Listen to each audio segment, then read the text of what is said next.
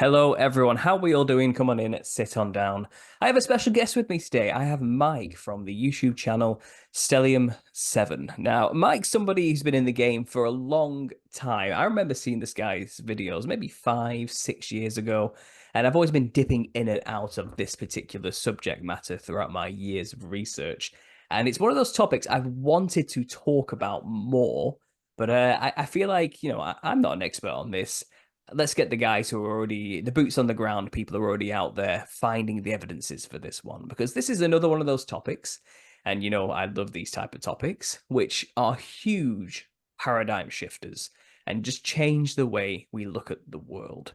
And if you don't know, I'm going to briefly summarize this, but the premise is that most of the things we see out there in the natural world, in terms of mountains, rock formations, landscapes, even islands to some extent, or mesas, plateaus, mainly things dealing with rocks, are actually petrified forms of biological matter from an ancient time. And that's my very brief, basic summary. Mike, did I hit the nail on the head there, or am I way off? Yeah, it was a beautiful, concise summary, actually. Brilliant. Well Okay, done. so there you go. Thank you. Thank you. I do try. So yeah, there's my off the cuff random introduction. But I think you're pretty much a guy probably needs no introduction to most of my audience, as we were just discussing. I'm going to Hmm. guess, like I said, about 60% of people listening have probably already heard of your work. And one of our Everybody. one of our mutual moderators, Wendy, I believe, was the one telling me, Paul, you've got to get Mike on. You've got to talk with Mike, have a conversation with the guy. It'll be great. I was like, yeah, whatever, sure. And lo and behold, you start messaging me on Telegram, and here we are. So, Mike, tell us a little bit about yourself. Give the audience a brief introduction to what you do online, and then we'll just roll with it and let the conversation flow. Okay, well, as far as myself goes, I work in Spain as a chiropractor. I've been in Spain for 13 years now doing that, and originally from California, and I've traveled and lived in a couple of other countries in Europe. I lived in Italy and then in Sweden for a decade. So I've been in Europe a long time now, Hmm. and but I came to all of this subject matter really about 10 years ago. Um,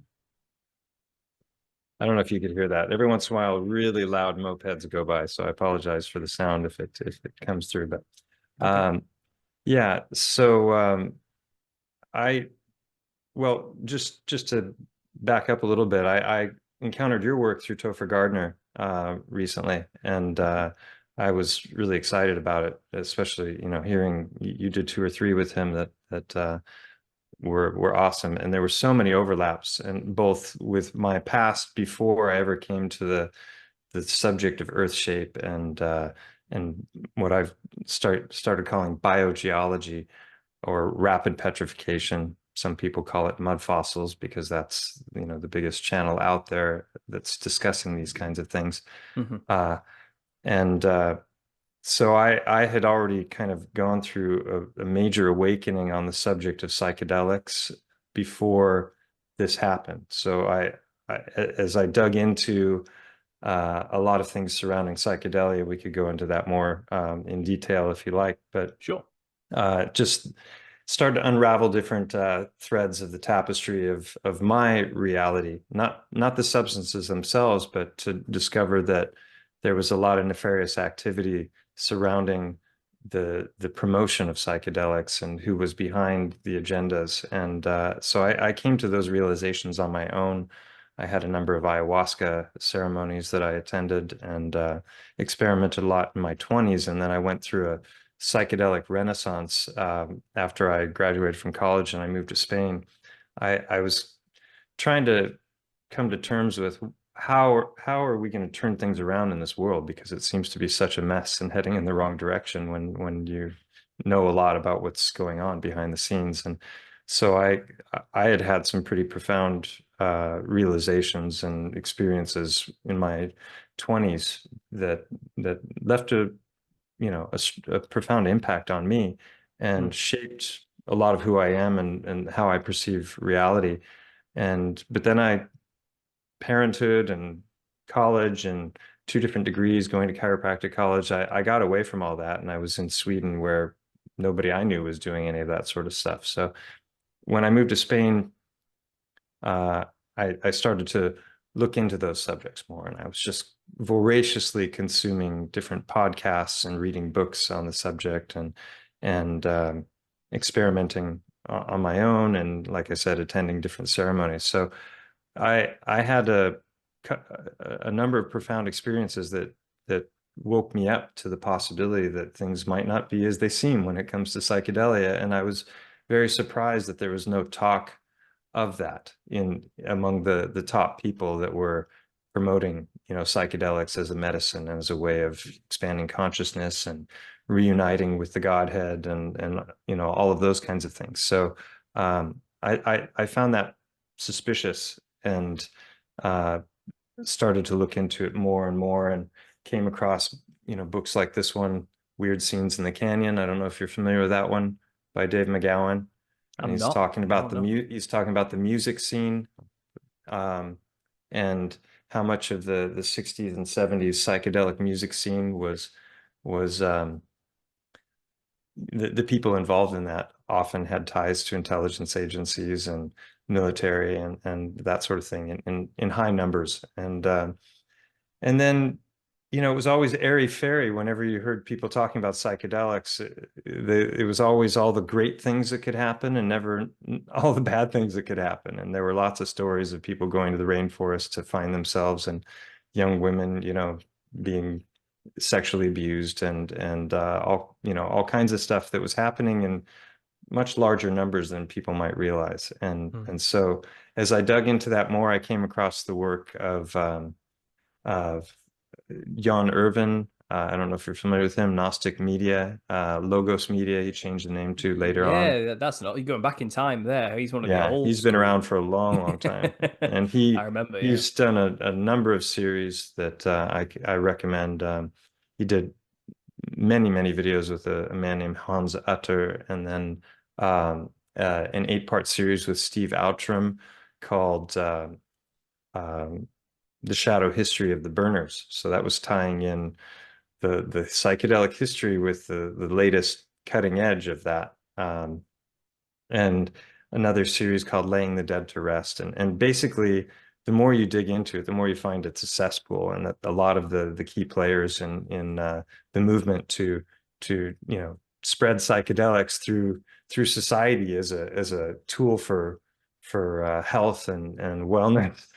They've got agendas, and they're Hmm. oftentimes on the payroll, and many have been exposed to be on the payroll through freedom of information requests and that sort of thing. So that was a big awakening for me, and it tied into music. It tied into the whole 60s counterculture, spirituality, a lot of the Eastern uh, gurus and meditation, all these things that were starting to become very popular then, also seemed to tie back into secret societies. And it was a massive, massive rabbit hole that touched a lot on my own childhood, because I grew up in a very alternative family. We were, my parents were both followers of Indian gurus and meditators, and I grew up vegetarian, had very different mindset from my peers in my hometown in California.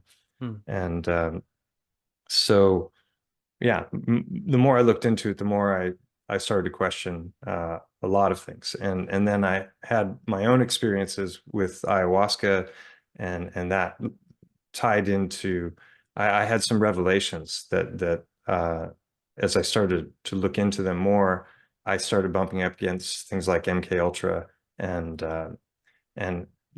I had been exposed to that in my 20s because of a book my father gave me, and called Behold a Pale Horse by William Cooper. Hmm. And that kind of opened my eyes very young to the power structures and how society is really run, and the different both open and secret societies that are interlocking and shaping our realm in the direction that it goes in. And so I woke to that in my 20s, and then I kind of left it behind with college and parenthood and everything. And then around 9/11, I was reading David Icke, and I just saw the writing on the wall from the very beginning with that. And so it wasn't like I needed a bunch of documentaries or people digging into the information. I could see, well, this has the fingerprints of manipulation all over it, and the official story doesn't make any sense. So um, and then as I was waking up to all that, and the whole foundations of my reality were starting to be really shaky, that was when one of my best friends, Alex Michael, who's also known as Conspiracy Music Guru, hit me with the possibility that the Earth might not be what we thought it was. So I started to dig into cosmology very deeply, and that consumed me for really the next couple of years. Yeah, he'll do that. That's Yeah, for sure. yeah. And and that was before all the algorithms kicked in. So you didn't have all the BS straw manning that's going on now where you go search for something, you can put in the right name and you won't even find it. You can spell it word for word. And the channels that are really doing good things and producing quality content and actually doing experiments and getting out there and looking at empirical reality and looking at the science and looking at the evidence and dismantling NASA in every way, that kind of stuff is very hard to find, unless you know what to look for and you know specific names, which your average person doesn't. Mm. Unless, but in 2016, 17, 18, before the algorithms kicked in, you got, if you started watching that stuff, you got fed other great stuff. And so it was a real heyday and a renaissance, I It think, that was was happening. the golden age of conspiracy. I remember that well. Yeah, there was so Yeah. much going on during that time. So many like groups and factions were formed over that subject as well, and roundtable discussions of many channels coming together. And I remember it Yeah, fondly with like nostalgia. I really do. We're totally. we're in a Yeah. different age now, though. Like you said, it's I've been hit by the algorithm search engine trick as well. Like my own wife can search understanding conspiracy, and all she gets are videos explaining why conspiracy theorists are crazy and how can we understand the conspiracy theorist mindset. Nothing to do with my channel comes up. And for a long time, you typed in the Nephilim look like clowns, and it was just some kind of random documentary from some Indian woman Mm. in America, and some other random things here and there. And you wouldn't again, I just wouldn't come up. I think it's changed a little bit now. I think I may have played the algorithm enough to You sneak get in you that get the door. most flack when you're over target, they say. Something You like know, that, yeah. But carry my on. channel's been throttled by the algorithms. I mean, I shot up to almost 20,000 within the first couple of years, and then I put out, I don't know, 100 or 200 videos since then. And I mean, if I compare the early numbers with what happens now, and in fact, I shared with you last night, after you posted your video, a lot of your subscribers went to my channel, and I saw that there was a surge in views, and then I literally watched Yeah. 500 of the views So this is the video roll you sent back. me. Yeah. So Yeah. this is the Yeah, surge that came to your channel. I was refreshing that, and so those are views that in a 48-hour period. When I first went in there and I saw it, it was at 950. And then I looked at it again an hour later and it dropped down to 750. And you can see as I'm refreshing, every once in a while it'll go up by one. But in the course of that 2 minutes, I ended up losing like another 10 views.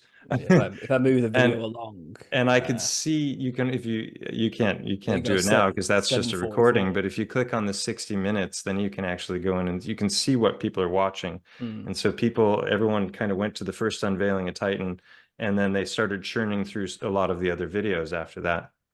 Yeah, And well, I could tell when I woke up in the morning, it was, it was like a thousand views or something, but they literally stole 500 to 1,000 views last night. And I don't get comments. I used to get like hundreds of comments sometimes on videos when I would produce one. And like, I don't know if people are just kind of they're bored with the material and I'm just saying the same stuff I've been saying for years, or or if those comments are not coming through. So if people are out there who've commented and like waiting for reply, probably because I didn't get it. So it happened. No, it anyway, does happen. That does happen, and I can contest to that being the truth.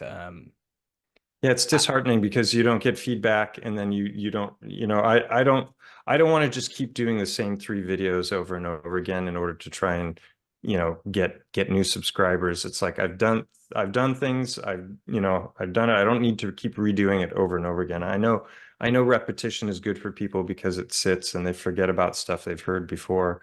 But it's just not how I work. I have so many different interests and I go in so many different directions. So when I do something, I tend to pour my heart and soul into it for a period of time, and then I move on to the next thing. So Mhm. so anyway, yeah, it's that's it. I call them the all ghoul rhythms. That's You right. know. So you were So explaining earlier, you went through this whole psychedelic phase in your life, which I can relate to massively. I came more from the new wave of psychedelic users in like the 2000 periods onwards, maybe late 2009 to like 2015, 14, just before I was born again, was my heavy use period of psychedelics, and it was going hard during that time. But I wasn't really inspired by the old 60s psychedelia culture and the counter. No, I'm way past that. I was born way after all of that. So for me, it was more of a there was those influencers out there who were saying, check this out, it's cool, you should do this, you can see other dimensions, you can talk to beings, you can find enlightenment, you can activate your third eye, pineal stuff, sacred geometry, new age, fractal spiritualism was everywhere at the time. It was that time, after. Terence McKenna. Oh yeah, yeah. All of his lectures were Yeah, suddenly online, yeah. ready to, and I've listened to everything that man has said. And I listened, and I I probably one of listened to hundreds of hours of just yeah, him alone, and then that's it. thousands of other people. Oh yeah, So all of them. That's what I mean. And that, and I never said I was really like, I didn't buy it. It was more. I was more like, okay, so let me see this for myself and see what's really going on here. That was kind of mm, always my attitude. I've never been a hippie type. I've never been that loosey goosey orgone energy type person or chakra alignment. So I'm not really into that. It's and yeah. I have little patience for that kind of thinking. So when I went into psychedelics, I wasn't doing it because I was like, I'm going to activate my third eye and expand my consciousness and speak to spirit guides or something. It Raise was your more, Kundalini. yeah, it Yeah. was nothing like that. It was more like I need to see exactly what's really going on here so I can logically try and process this information and see what the real deal is. And what I Mm. got to the conclusion was it just shows you more of what's actually there. It doesn't show you things that aren't there necessarily. It just opens up your perceptions and allows more Did you information. encounter entities? I didn't actually until after I stopped using. Only after I stopped using did I Really? start getting what people would traditionally call in my culture a demonically attacked. And I had But with visions. these flashbacks or Oh yeah, DMT flashbacks was the best way to okay. describe them. One of the most And those prominent. had entities, but before that you hadn't encountered any? Prior to that, I did not see any entities. I kept going to the DMT realm. I was there. I've seen the space. Right. And I knew, but nothing was communicating with me. Nothing was trying to reach out to me in my experiences. And I wouldn't say I was disappointed, but Maybe it's they're kind of afraid of like, redheads. well, it's like I was Joe Rogan promised me jesters. Where are the jesters? You know what I Yeah, mean? It's that kind of we're the thing. machine elves. Yeah, yeah, yeah. Terrence McKenna goes on and on and on about Yeah. self-dribbling basketballs, and Yep. machine elves and clockwork elves and stuff. It's like, where am I? Where's mine? But no, I wasn't really bothered. I was more The blown away. transcendental object at the end of time. Yeah, yeah, yeah. I was more blown away and thankful that I kind of didn't have to get distracted by those things. It gave me the ability to actually pay attention without being Mm, distracted to what I was actually looking at. And I deduced it's kind of like this is always here all the time, wherever we're going on DMT. This is here with us right now. We just don't perceive it. Our perceptions are limited in a yeah, it's a normal, frequency range yeah, in a that normal you're able state. to Yeah. tune into. Yeah. So I felt like, okay, so it's not special. It's the earth still. We're not going Mm, somewhere else. I realized, because I realized I'm both in the room and not in the room at the same time. Because it's an odd feeling. You can't really describe it unless you do it. I'm not encouraging people to do it because, again, it's you don't need to do the drugs to learn these things and understand mm. these perspectives. But it taught me the basics that there's a God, there's a creator. This thing is far more complex than I normally perceive, and my role in it is more complicated than I ever understood. So it opened my mind to that extent. But then once I quit these things and get myself over to Christ and went down that route, I did have a DMT flashback.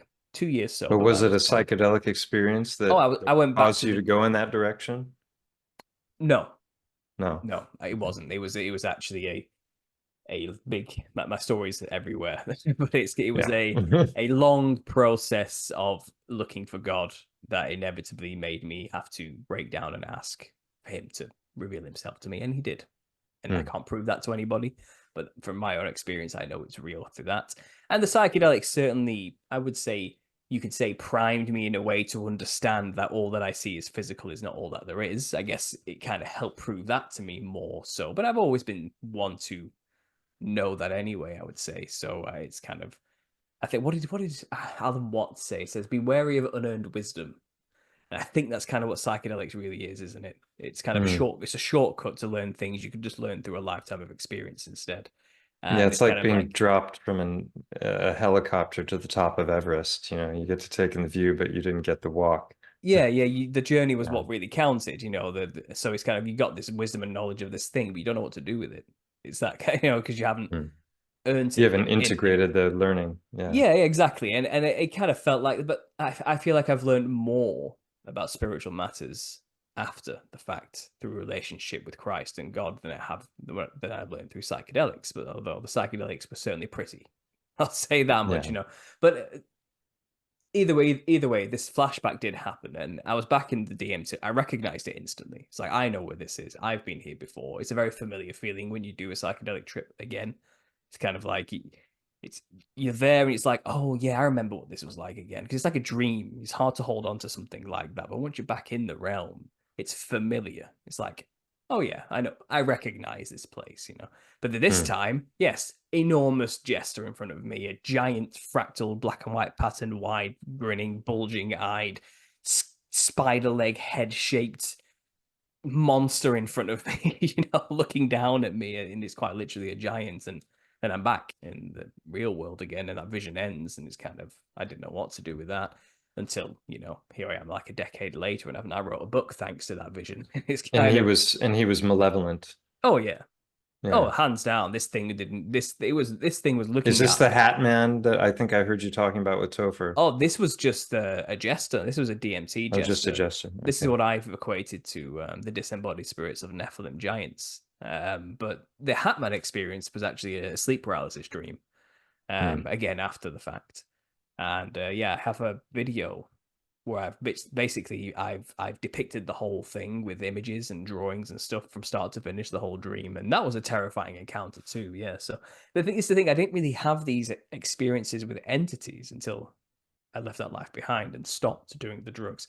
So you have to think in hindsight to try and make sense of this. And all I can think was, when I wasn't when I was doing the drugs, it was better for them not to reveal themselves to me then, in order Hmm. to so I would continue perhaps doing it in their mind or something like that. But once I left the drugs behind, they weren't very happy with me for that, because they wanted me doing the drugs because it helped give them more of a channeling gateway into our world. Right. So once I stopped being useful, they Yeah. came to kill me. It's what I kind of have equated it to now. And I did have terrifying near-death experiences where my brain was quite literally shutting down. Like I don't know if I was having a stroke or what was happening, but I was going blind. I went numb. I went paralyzed. Hit the floor. And Hmm. the mandala effect crystalline portal was opening up in my vision suddenly from the room, and I was being pulled into it. And I had to literally say, Jesus, help me, to make it stop. And it stopped. I was back. Did you And have a Christian upbringing? no, no, You were never no, interested in the church or the Bible or anything. It just came no. to you to say that? No, by this point, I'd given myself over to Christ, but I was a baby Hmm. Christian, didn't really know what to do. You Hmm. know what I mean? I didn't know how to behave as a Christian. I've never been a part of a church. I wasn't raised in a church necessarily. My conspiracy research up until this point had shown me evidences that a lot of the truth indicates something to do with biblical history. So, um, this was maybe like late 2014 when I had that experience, and by that point, I was a baby Christian. So I think it was Hmm. more of the demons were coming at me hard, I assume, because they thought, let's get him before he realizes what he can do.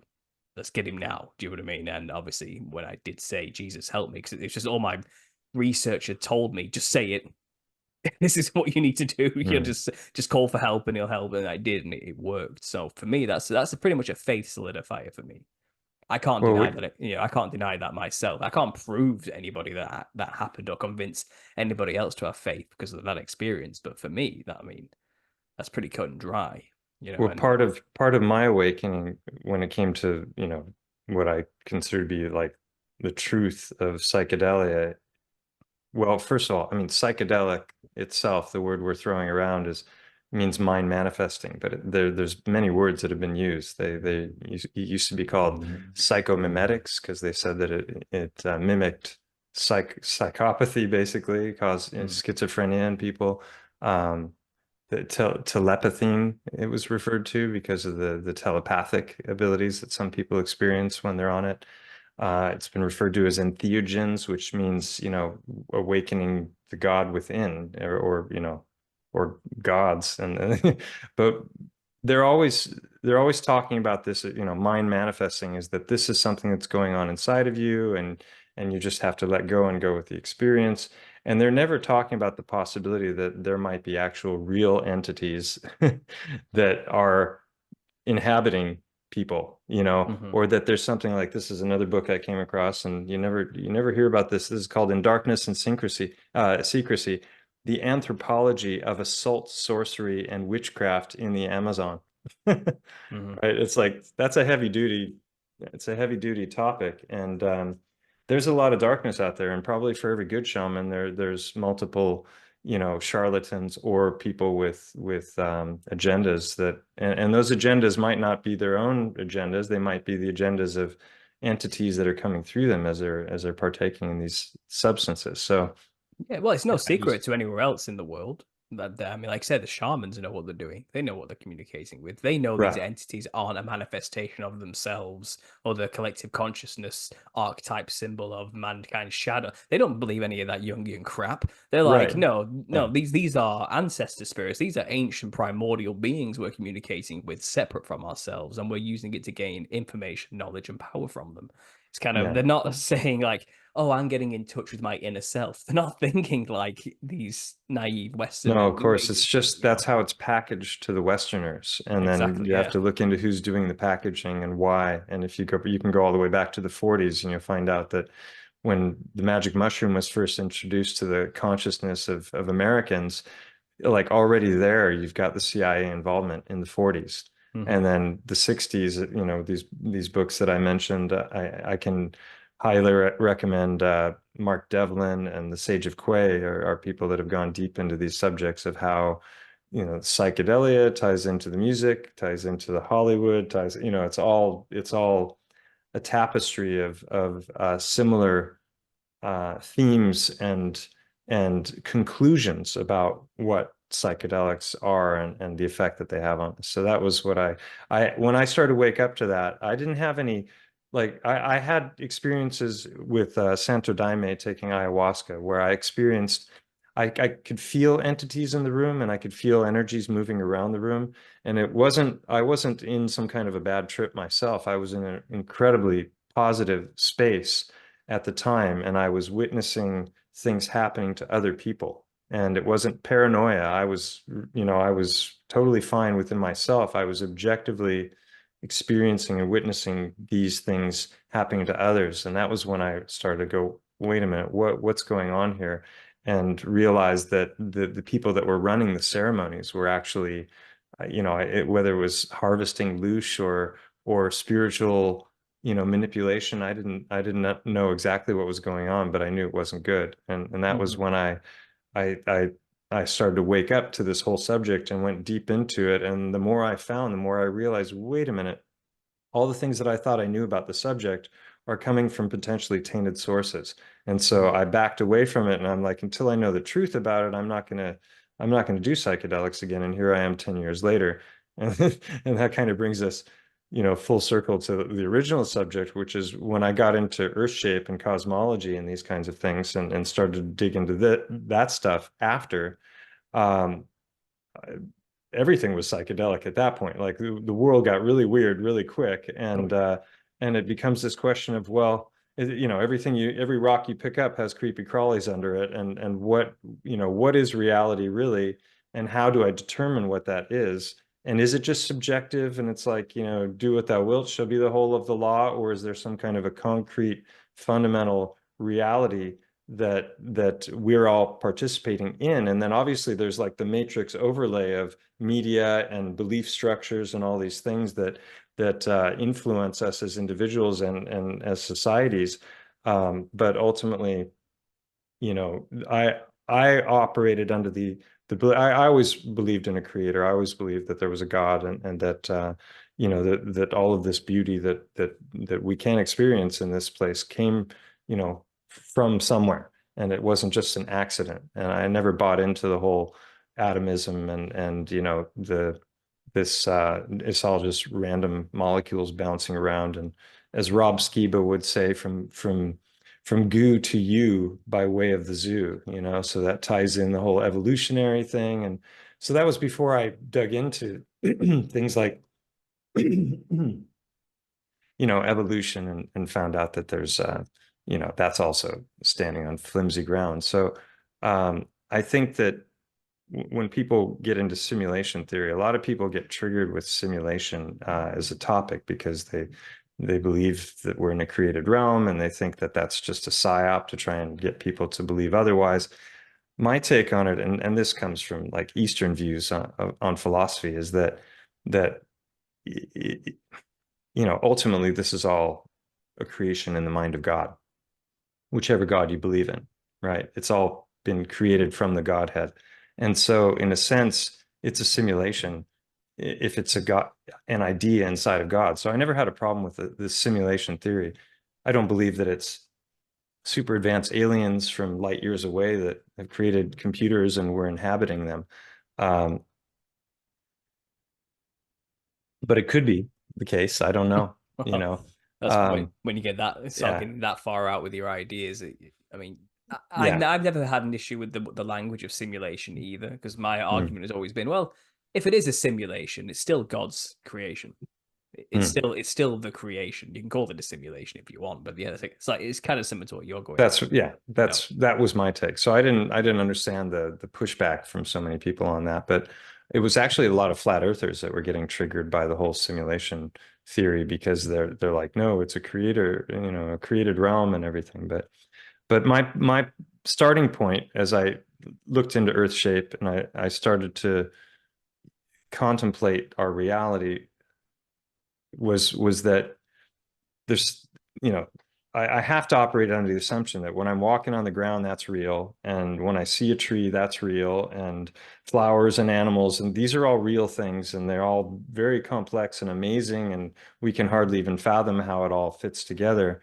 But to me, that was a good starting point. So after looking deeply into cosmology, I came across, you know, the big tree idea, and saw 8 years ago no forests on flat Earth, and the whole tree stump hmm idea that these plateaus that we see around the world were once titanic trees. oh yeah, Um, a game changer. That video yeah, that changed my perspective overnight when I watched that. yeah, because it's kind of like, wow, it seems kind of self-evident that is the case, but then Mhm. you get all these counter arguments, and you know, how would this petrify to that, and so I thought it was fascinating, and it was just there as a data point. You know, I try and just not get so hung up on things that I don't believe, and just see where are the overlaps, where does everything, you know, fit together and dovetail nicely, and you know, a syncretic approach to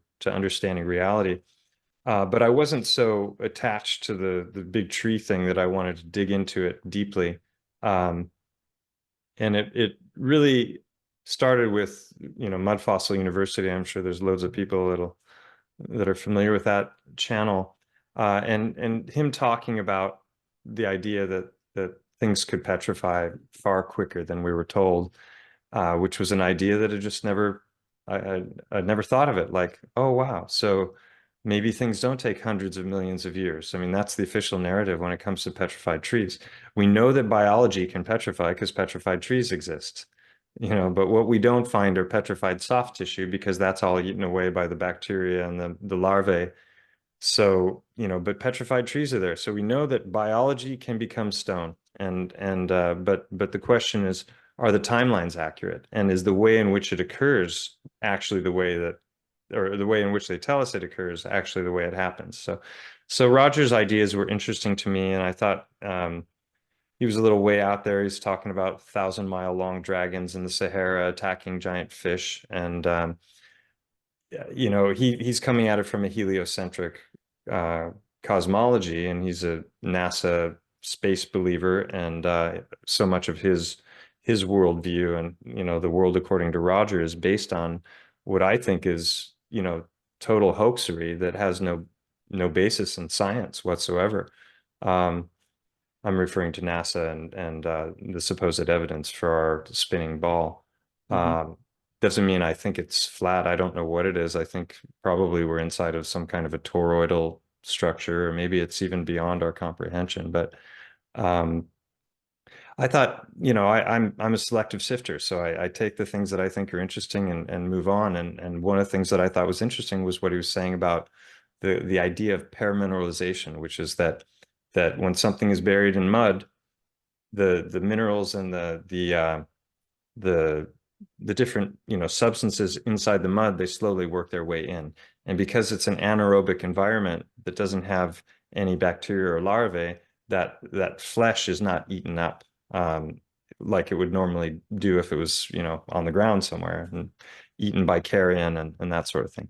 Um, so I thought, oh, that's an interesting concept. And then I started asking questions and like, well, how long does it take? And at one point he responded that he had petrified a chicken breast in 6 months by putting it in mud, and I think he had a little salt water and a little bit of electrical current. Whether that's true or not, I don't know, but he was waving his 3 DNA reports for a giant that was in his backyard that he excavated, and I thought that was fascinating. And he was offering those on his website, and I looked through them, and they appeared. I didn't have the technical expertise to go into the chemistry and to understand if it was real, what was being analyzed. And the lab could be a fraud, the tests could be faked. There's a lot of things that could go wrong with that, but I thought, okay, at least he's doing the right stuff. He's following the scientific method. I studied chiropractic, so I went one, first year courses are like scientific method and how to conduct proper research and what are logical fallacies and all these kinds of things. So I was like, okay, well, but when he started to go in on the dragon, he's zooming in detail. I was like, it sure as heck looks like anatomy. It's like it doesn't look like some random flow of, or layers of stuff, that have been laid down. And there's a lot of detail there, but and he was talking about writings from one of the ancient Greek authors about a battle between the Leviathan and the Behemoth, and that actually occurred in that portion of the Sahara Desert. So he was banning flat earthers left and right. Oh, they've ruined my life's work. They've it's like he was constantly complaining about the flat earthers, and I'm like, okay, I'm not going to go there with that subject with him. But people were asking, well, if we're on a 24,901 mile circumference spinning ball, how does a 1,000-mile long dragon breathe if it's flying or even walking? Its head would be far above our atmosphere, and the fish is lying on its side. How does a fish that size, when it's turned upright, there's no ocean deep enough for them to so there were a lot of really good questions that people were asking that he never seemed to answer. And so I was skeptical of a lot of his findings from early on, but I like the mud fossil idea. And then watching him go through that dragon, that was when the penny dropped for me, because in this town that I live in Spain, there's a mountain that looks very much like an elephant from multiple angles. And I'm like, no way. Well, like what? And I love the subject of the Titans. I was like, as a teen, I loved the Clash of the Titans movie and Greek mythology, discussing them and everything. So it was an idea that I thought, well, it's fun, but I didn't want to lose myself in just going deep into the woo. Um, so I got on Google Earth and I started looking at it in detail, and I found like in an hour or two, I found 10 different anatomical features that matched up with at least vertebrate anatomy. It may not be an elephant, but it sure looks like one. And it's got the head shape correct, and it slopes down to a plateau that looks like trunk and the front limbs. There's a cave right where the eye socket should be. There's Could you a could you there's show us? Could you show us this? Do you have any photos of this? Yeah, Yeah, sure. yeah. Let's get Let a me visual of see. it. Yeah. I know what you're talking about. I have seen this. I want you to show people who are watching. Like I do All want right. to, I want them to see because it's So let's pretty see. exciting I will stuff. share my screen here. And wait a minute. Zoom. All right. So share screen and screen number 2. And how do I share with audio? Because I might want to, there we go. You seeing that? Yes. Okay. So yeah, this is from a presentation that I gave at Anarchapulco. Or no, this is the one I gave at Music and Sky in California back in June. And the subject was, let's see, here we go, gigantism, rapid petrification, and biogeology.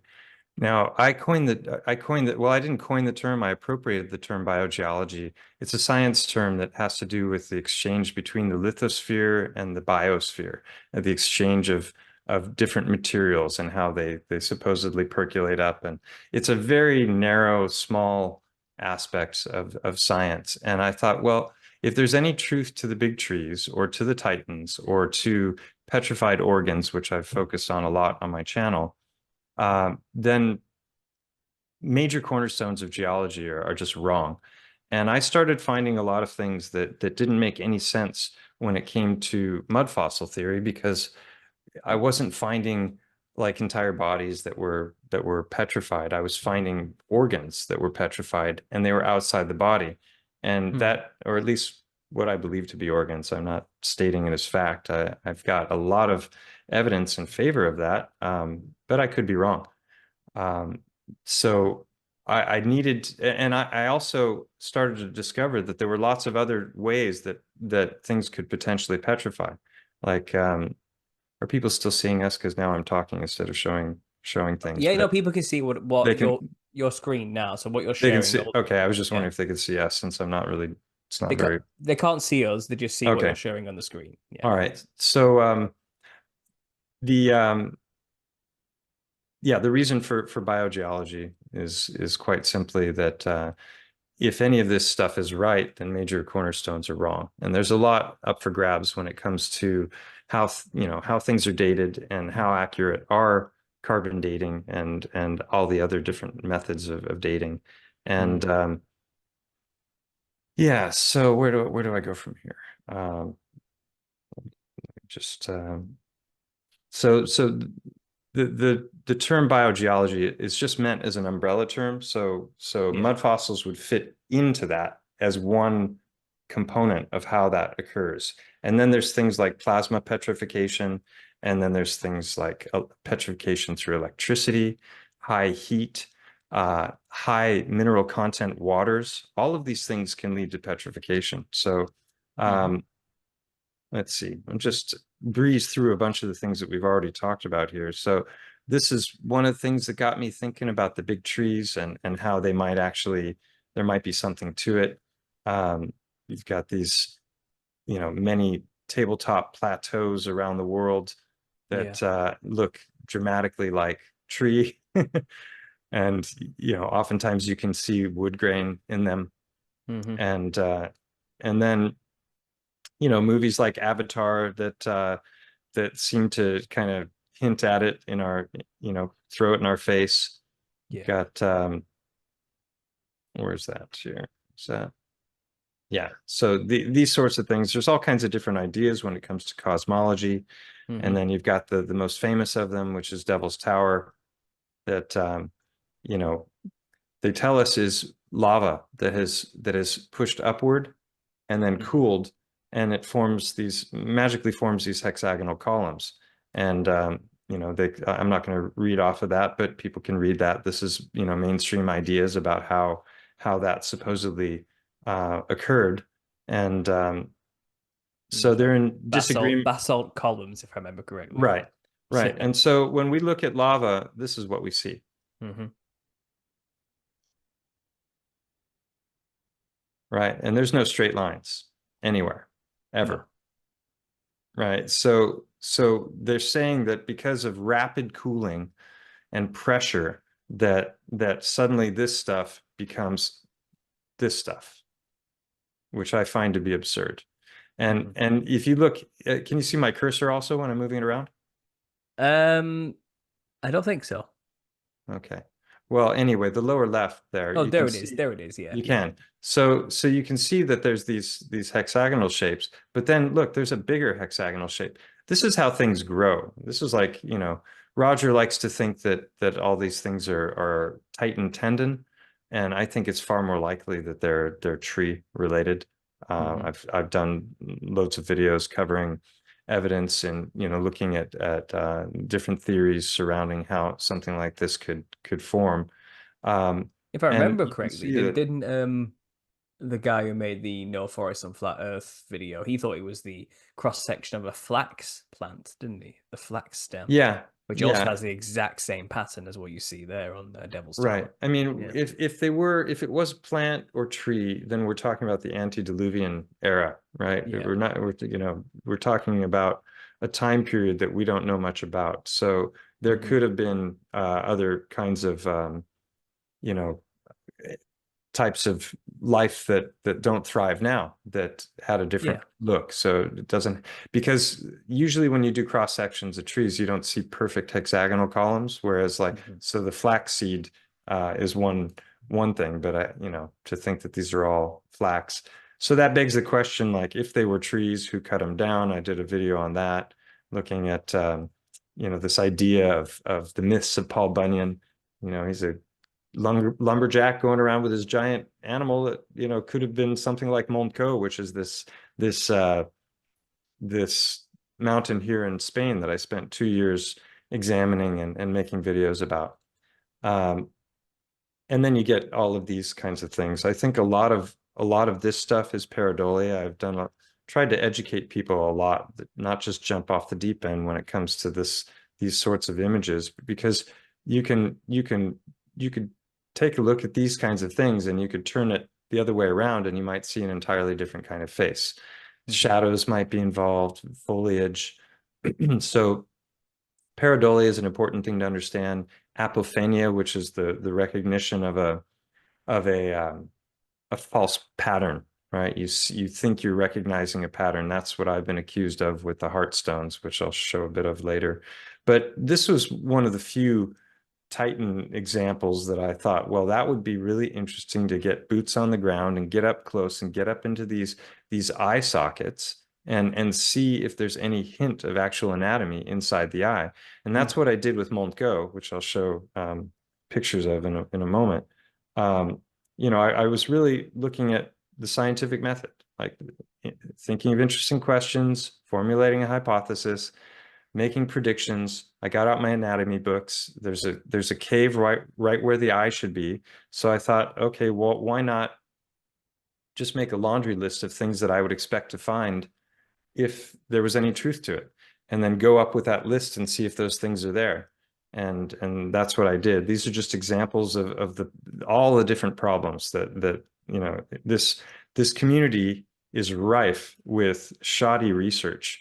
And now we have this to think about as well, which is all the AI manipulation and Yeah. stuff that people are presenting as real, and they're not even doing the most basic background research. Hmm. So, these are the common pitfalls that I've been associated with in my channel. I talked about these cherry picking. Oh, you just pick out the stuff that fits your narrative. Dunning-Kruger effect is you learn a little bit about something, you think you know a ton, and oh, I know everything. And then you have this massive fall as you start to realize, I don't know anything about the stuff I'm talking about. And then, other examples. So, um, yeah, so let me get to some of the pictures of Mont Go. Comes later in this presentation. It was primarily, so this is the mountain here. And this is the what I what I believe is an eye socket. And from the other side, you can't really make it out here, but I'll show you other photos in a moment. There's actually a quarter moon cut out where an ear would be. And it's a different color than the rest of the mountain. Mm. And there happens to be a cave right in the center of that. It's which I didn't know about until I'd already been doing looking into the mountain. So this is looking from above, and this would be the head, the spine. Can make out a rib cage. There's cutouts on both sides where the head would meet the shoulders. And there's even a deep canyon between what would be legs. And Mm. this is actually on Google Earth, and here you can see evidence of a bit of manipulation. In the between, I did 4 videos on the subject, and I was doing a number of interviews and showing people what I had found. And the first video is just an overview. That's what most of your listeners watched yesterday. And that was the first video I ever made. It's probably got the most views of any video on my channel because it's the start of the series. It's a video I would do completely different if I were to do it today, because there's so much that I've learned, that things I wouldn't have said, pictures I wouldn't have shown. So it's kind of a shame because a lot of people start there. You can really start at the second video and work your way forward. Second video is all about the evidence surrounding the eye. Third video Mm. is all about the evidence surrounding the ear. The fourth video is where I go into the actual structure of the mountain itself and the components of the limestone and all the iron ore and all of the quartz that's all around, and how that looks and how that matches up with histology, which is histology is just the study of tissue. So if I cut a bit of tissue and I look under a microscope and I examine it, I'm doing histology. Hmm. So I um, I did that. I went in with 1000x microscope and looked at the limestone. Limestone, we're told, is made of bone, which is very interesting. In the Mm. mainstream geological narrative, limestone is a combination of coral, mollusk, shellfish, and um, uh, skeleton, exo and endoskeleton. I And didn't all of know that. those I and didn't all know of that. those Yeah. are said to have been compressed under the seafloor and then under the sedimentary layering as all of the foliage and the plant and the animal life dies. It settles to the bottom and then it compresses slowly, and that's what gives rise to our sedimentary layering. And as that compression gets greater, then what you have is metamorphic rock, which is an even greater pressure to the point where things have started to melt and swirl into each other. So a lot of these stones that we see around the world, that when you look at them, it looks like carved meat. You see the Mm. fatty swirls and all these things. We're told that that's because of the immense pressure and heat, and that's where that comes from. There's never any talk of the possibility that maybe there was gigantic creatures, and what we're actually seeing is a bit of one creature's flesh, not a whole bunch of creatures that have been compressed together. So um, limestone is said to be made of calcium carbonate, which is all of these different skeletal remains compressed. Well, I was mocked when I started doing videos on the elephant on the channel, because like one geologist is like, if you just go look at this with the naked eye, you can see the remains of these things in it. This is just a foolish idea. And I'd been walking around this mountain for 8 years, you know, 6 years or 7 before I even got onto this subject, just hiking it because it's where I live.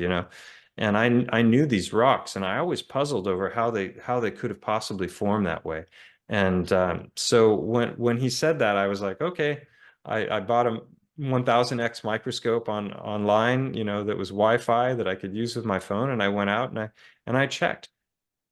This limestone shows zero hint anywhere of any of those things. There is limestone called coquina that Coral Castle was built out of. I don't know if you're familiar with that in Oh Florida. yeah. This guy that supposedly levitated these multi-ton blocks by himself, and built this massive structure. That's Yeah. made from coquina, which you can see with the naked eye. The shells are in there and the skeletal remains and all these things. And so some limestone does form that way, but not all limestone. So anyway, I thought that was really fascinating when I discovered that that this mountain that I was claiming was bone, because we have two different kinds of bone. We have compact bone. Oh, you can't see me. I'm like gesticulating, right? uh, we have compact bone and we have trabecular bone. So the outer portions of our long bones are made of this thick, hard bone, and then the inner portion is where our blood is made, and that looks like Swiss cheese, and it's fractal, and it just keeps breaking down into smaller and smaller fractal Swiss cheese-like bits, and that's where our red blood is formed, and that's where blood plasma, our stem cells are there. And I started looking at these rocks on the mountain, and I'll show you some later, but it was mind-blowing because it was matching up perfectly with bone anatomy. And then I found out with the microscope that there was no hint of any of the things they said should be there. So that was an interesting thing. But so then, I'm like, okay, well, I need to start to really check this stuff. And if you see the cursor here, the bottom one with all these colors, eye sockets of vertebrates in general are made of 7 different bones. So the form of the skull takes very different shapes, but the bones are the same, and they all meet in similar places. So if you know that anatomy, then you could go into something like, say, an elephant skull, which is what we're looking at here, and you would see that there's lines coming down. These lines are called sutures. And so this is the eye socket. A lot of people think that that might be it, but this is the temporal bone, the temporal fossa, which is where the one of the two main chewing muscles are. It's shaped like a fan. It's on the sides of our heads. And and then over here, this was one of the things that I saw on Google Earth initially that just my jaw dropped when I saw it, is that this is called the infraorbital foramen. And in humans, it's right here below the eye socket. But in elephants, it's in front. And so you can see here. And the mountain looks like it's lying on its stomach with its head tilted back, and which would put that in a very interesting place, because right there where this hole would be in the mountain, you can see here, this is Google Earth, this isn't an actual photograph, but this is showing very clearly that there's actually a cave that's going perpendicular to this one, and this is a picture of it here looking through, and it has a very organic look and feel to it. So right off the bat, I started finding these like highly specific things that were matching with the anatomy in ways that they shouldn't. Like, for example, between this bone and this bone, there's a suture that goes back where the yellow meets the orange, and that goes back into the eye socket, over this red and blue here, and that looks like this, right? Well, in the cave, let's see if I can find it quickly here. In the cave, where is it? You've got this overlap. This isn't a crack in the inside of the cave. This is an overlap of two different rocky structures that are meeting, and that's exactly there in the cave. And then there's an optic fissure here. This is where the optic nerve goes into the back of the skull and connects to the brain. And right in that same location, there's this in the cave. Like, what are the odds, And then there's this rocky structure here, which looks like the remains of an eyeball, and it's like this cresting wave that sticks up. And there's all kinds of massive boulders just below that structure, which I've shown in videos on my channel. And there's no possible way that they could have come from above, because this is smooth and unbroken, and the overhang would make it impossible for any rock from the top of the mountain to land there. So there's like these random gigantic rocks just below this structure that make no sense whatsoever. So the more I dug, the more Twilight Zone-y it got. And I found that this is very interesting here. This is just me looking at 3D rendering of these different skulls. So I wasn't taking it lightly. I was like, if I start making videos about this, people are going to think I'm a nutcase. And so I went about it as methodically as I possibly could, and just to show how these bones fit together. Well, right here, I don't know how to pause it. Let me see if I can do that. Right. Okay. No, it didn't pause. It's got a pause button. There we go. Okay, maybe I can. All right. So you can see it drops down in back. Now, obviously, this is a human skull. I couldn't find the equivalent in an elephant, but this is where the optic fissure is, and this is this channel that goes down. Well, the interesting thing is in right back here in the cave is a channel going down at a 45-degree angle that goes the whole length of the inside of the cave. And then I discovered later, a friend told me after I'd already been up there, that there's a narrow channel that you can shimmy down. And if you go down this like 4-meter channel, behind that is a cavern. So there's a cave within a cave, and that cavern is exactly where it should be for the sinuses, which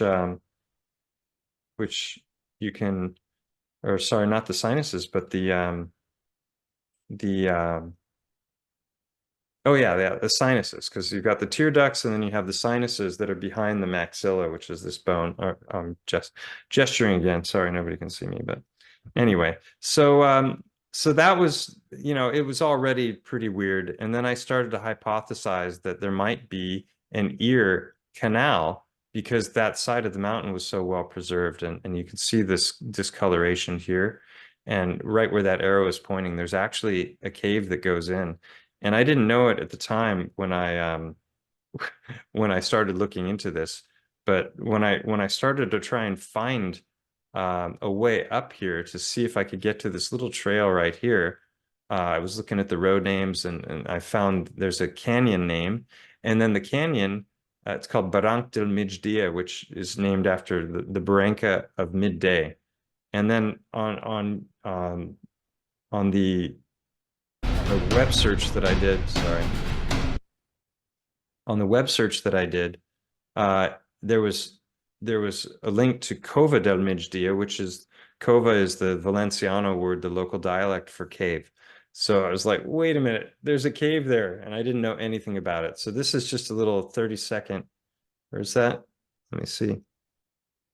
Yeah, just take a look at this.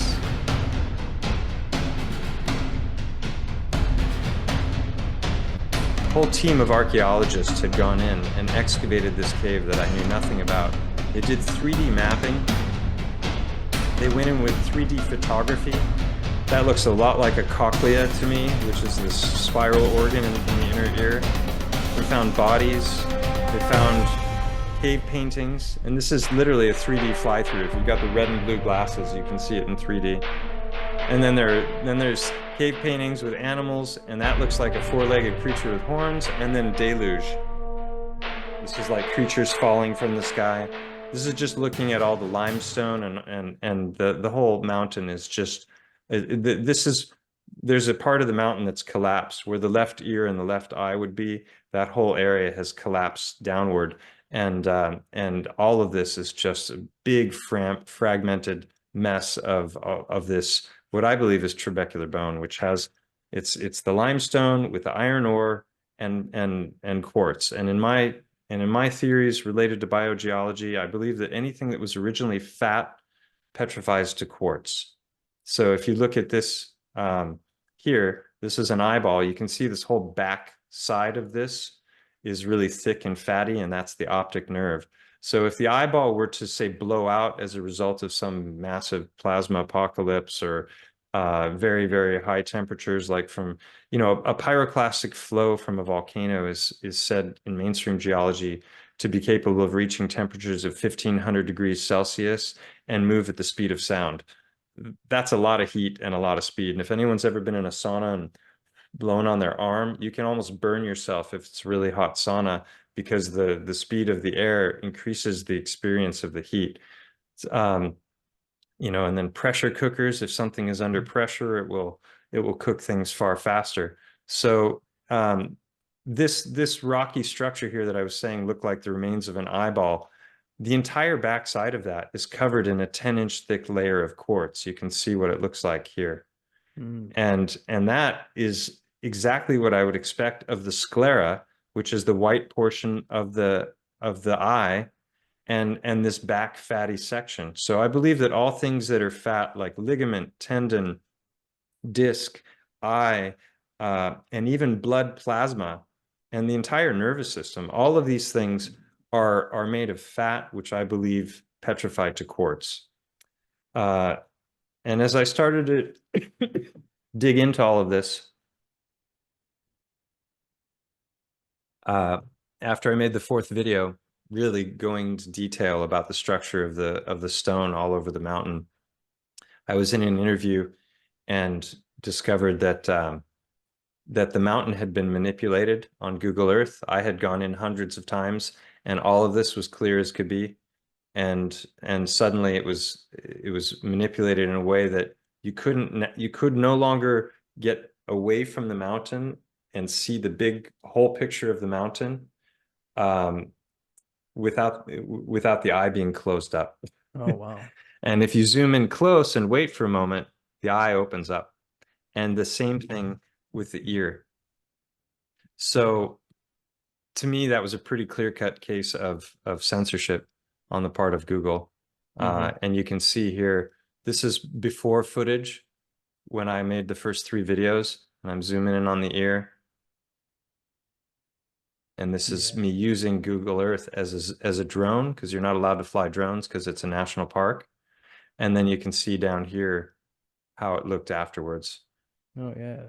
So what are the odds, right? This is the thing. If you're gonna, I can just stop sharing for a moment here and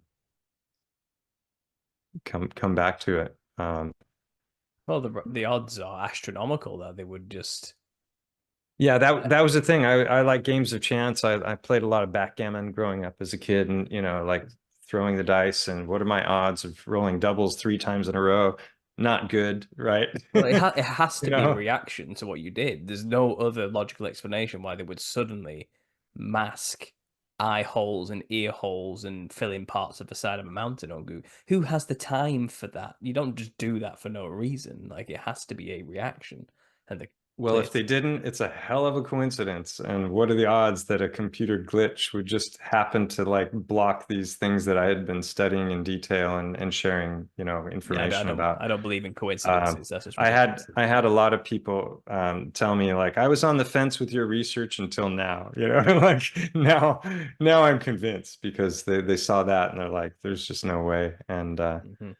you know, going back to like reality in the Twilight Zone, I once had somebody um, post one of my favorite comments ever. They said, your videos are more powerful than psychedelics because they don't wear out.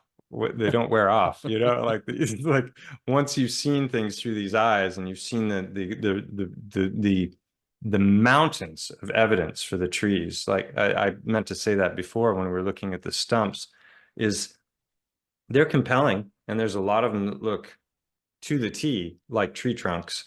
And then that begs the question, how did they get cut down and why are they flat on top, that kind of thing. But that's not even close to the best evidence out there for the big trees. I always refer to my friend Hangman 1128's channel. He's also named Mike. I got the chance in June, the beginning of July, to travel with him in Colorado and to the Black Hills of South Dakota and go to the absolute best sites in the world for the remains. And this guy's been studying this as long or maybe a bit longer than I've been looking into all of these things. And he's focused entirely on the biblical trees. He's a Christian and believes that, when you look at Ezekiel 31, he believes that you should read that over and over and over and over again and understand that it's meant literally, not metaphorically. And if you understand that, then you realize that the avatar trees were a real thing, and the stumps, could be evidence of that. But the stuff that he's showing, when I saw it, I literally shed tears because it was so incredibly compelling. I've done many, many videos on the channel and live streams covering all of the different data points. There are literally hundreds of different data points that line up with this. It's not just, look at the mountain that looks like a tree. It's not point and claim. There's so much more to it. And Hmm. Well, so you were releasing some videos where you literally boots on the ground, going climbing mountain tops yourself with your friends, and you were yeah, showing, weren't you, like just this giant rock formation in front of you, and then you're holding up just in the foreground a tiny piece of wood, yeah, and you're that's like, and it's identical. It's yeah. Let identical me let to me rotting wood. Yep. embark to this rock in front of you, and it's kind of like the land is littered with these things. Yeah. And the scale, like the absolute mind-boggling scale that of the original tree must have been for this to be the case, Yep. it we cannot comprehend such sizes. It's like, when you think of like, I don't know, like I don't know, 50 million people. You just can't imagine that kind of thing. It's an abstract number by that point. You know what I mean? This is what we're Yeah. talking about with these trees. It's kind of like these sizes are far beyond our comprehension of just how large things were at some point. I mean, the implications alone of an elephant being that large as well. I Yeah. mean, how big were the I'll people? You know I'll how? share my screen again here. So, Sure. if you look at this is looking at wood, right? And the Hmm. way wood breaks down is very, very interesting because it, the kinds of structures that like this is a real good example of how cedar breaks down. And it fractures vertically. So you've got all you've got all the vertical lines, that trees grow in, and then you have all of these horizontal fractures. Well, take a look at this. This is identical in every way to that, but Hmm. on a scale that it boggles the mind. And there you can see pieces of the oxidized portion have been removed, and you can see it's still got the color and the grain underneath it. There it is. Yeah. And so quartz seams are the petrified sap. And people can argue all they want, but I've challenged many of the critics of this theory to present me with any kind of an idea that makes sense when it comes to how these structures could have formed based on the mainstream geological narrative. And nobody's ever been able to come back with a good explanation. Like this section here, he's gone to some of those and he's broken them off, and you can see that it's still fibrous inside. Look, I mean, to me, this is self-evident, ironclad evidence that the great trees, look at that beautiful piece there. I mean, Mm. people can go back and pause these images and see them in detail. But, Or go to your channel and watch or these go to, videos yeah, after this. Yeah.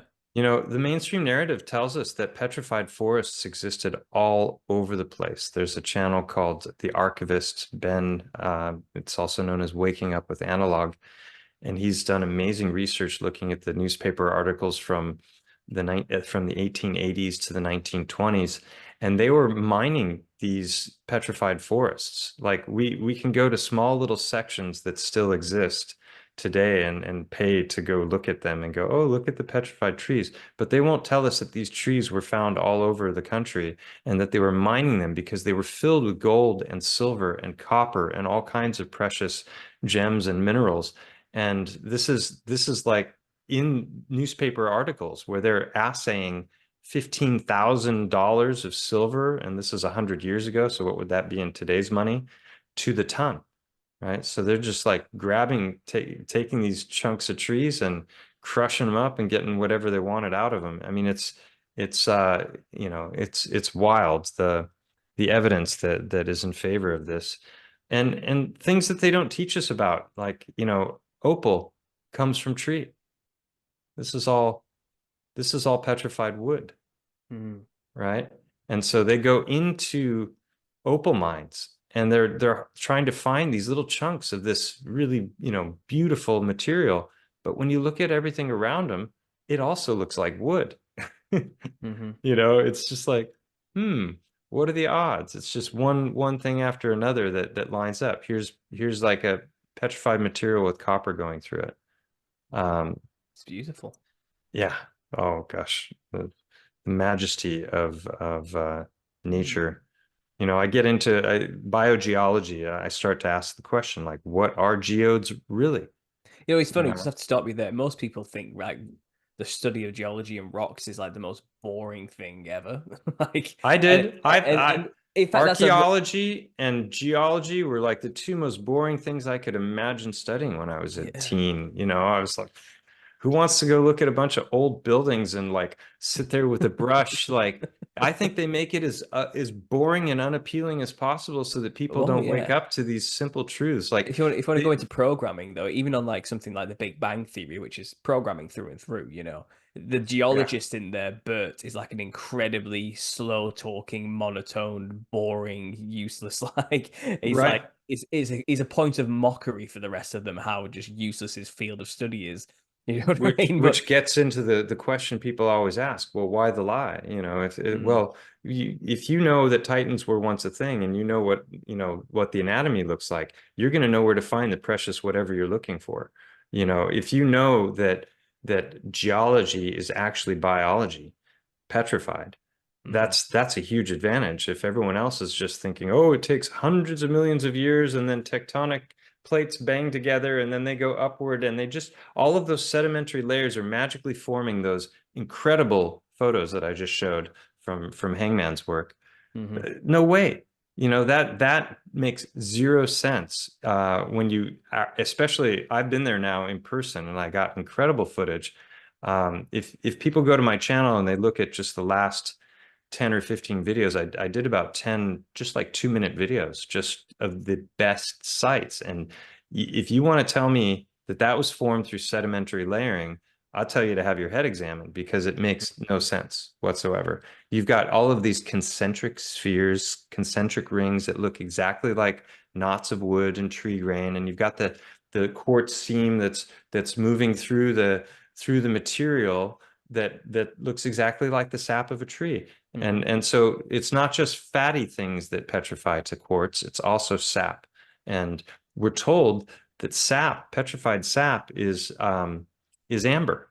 But that's a joke, really, because if you look at quartz on the Mohs hardness scale, quartz is about a 7, diamond is a 10, ruby and amethyst, or ruby and emerald are 9s on the hardness scale, hmm right? And amber is a 2.5. You can dent it with your finger. So is amber petrified sap or is amber oxidized, hardened sap? I think it's pretty obvious that's what it is. And you can find tree trunks today that have, been cut off and sap has seeped out and then it's been exposed to the sun and to the elements and oxidized by, whatever processes. And it looks exactly like you know, amber or hmm quartz. So these are kidney and liver and gallstones, and in cross sections this is obviously a diagram. That's what these are, kidney stones. And I just posed the question, like, well, what about geodes? What are geodes? Could geodes be petrified fruit? Could they be our I mean, our bodies are making stones all the time. We've got kidney stones, gallstones. A single gallbladder can have hundreds of stones in it. Well, if something's already a stone, it doesn't need to petrify, right? So if the body is decayed and worn away, then all of that is going to be um, there still as a stone. And when you hmm break these things open, this is kidney stone. This looks exactly like a geode. Oh And yeah. then, taking a look at concretions, like what forms concretions. It could be electrical activity, plasma, but it also could be, let's see, I think it's at the end here. Um, there's yeah, there's the last. It's a last photo, unfortunately, but there's trees that have berries growing on the outside. What if they were gigantic trees and they went down and things petrified? This is It's not. blowing my mind because I've Yeah. I've looked at those rock spheres throughout my research for years. They've always cropped up every now and then, and I've heard Mm, so many explanations for what those things are. Like, mm. stars that fell from heaven is one of them, or something like this, and it's kind Yeah. of this is one hell of a convincing explanation. They're just kind of Yeah, if a I'm bo- I'm a if a big fan giant of Occam's razor. yeah, It's like it's all simple, isn't things it? being equal, the simplest answer is Um, um, probably the best. And Imagine and if a giant like decayed on the surface of the earth and its gallbladder just split open and these giant spherical rocks just spilled out and landed somewhere innocuous. It's kind of there you are, they're just there now. They look there's oddly placed. Where do these yeah, things come from? But now it kind totally. of makes sense, doesn't it? I just yeah, fascinating. Go There's ahead, there's a sorry. few different versions of this going around that pyramids on top of what appear to be giant tree stumps. And Hmm. then you've got, I think Holly was constantly giving us truth in plain sight. You know, Doc, it's gonna be a hell of a long walk back to Hill Valley from here. Still the safest plan.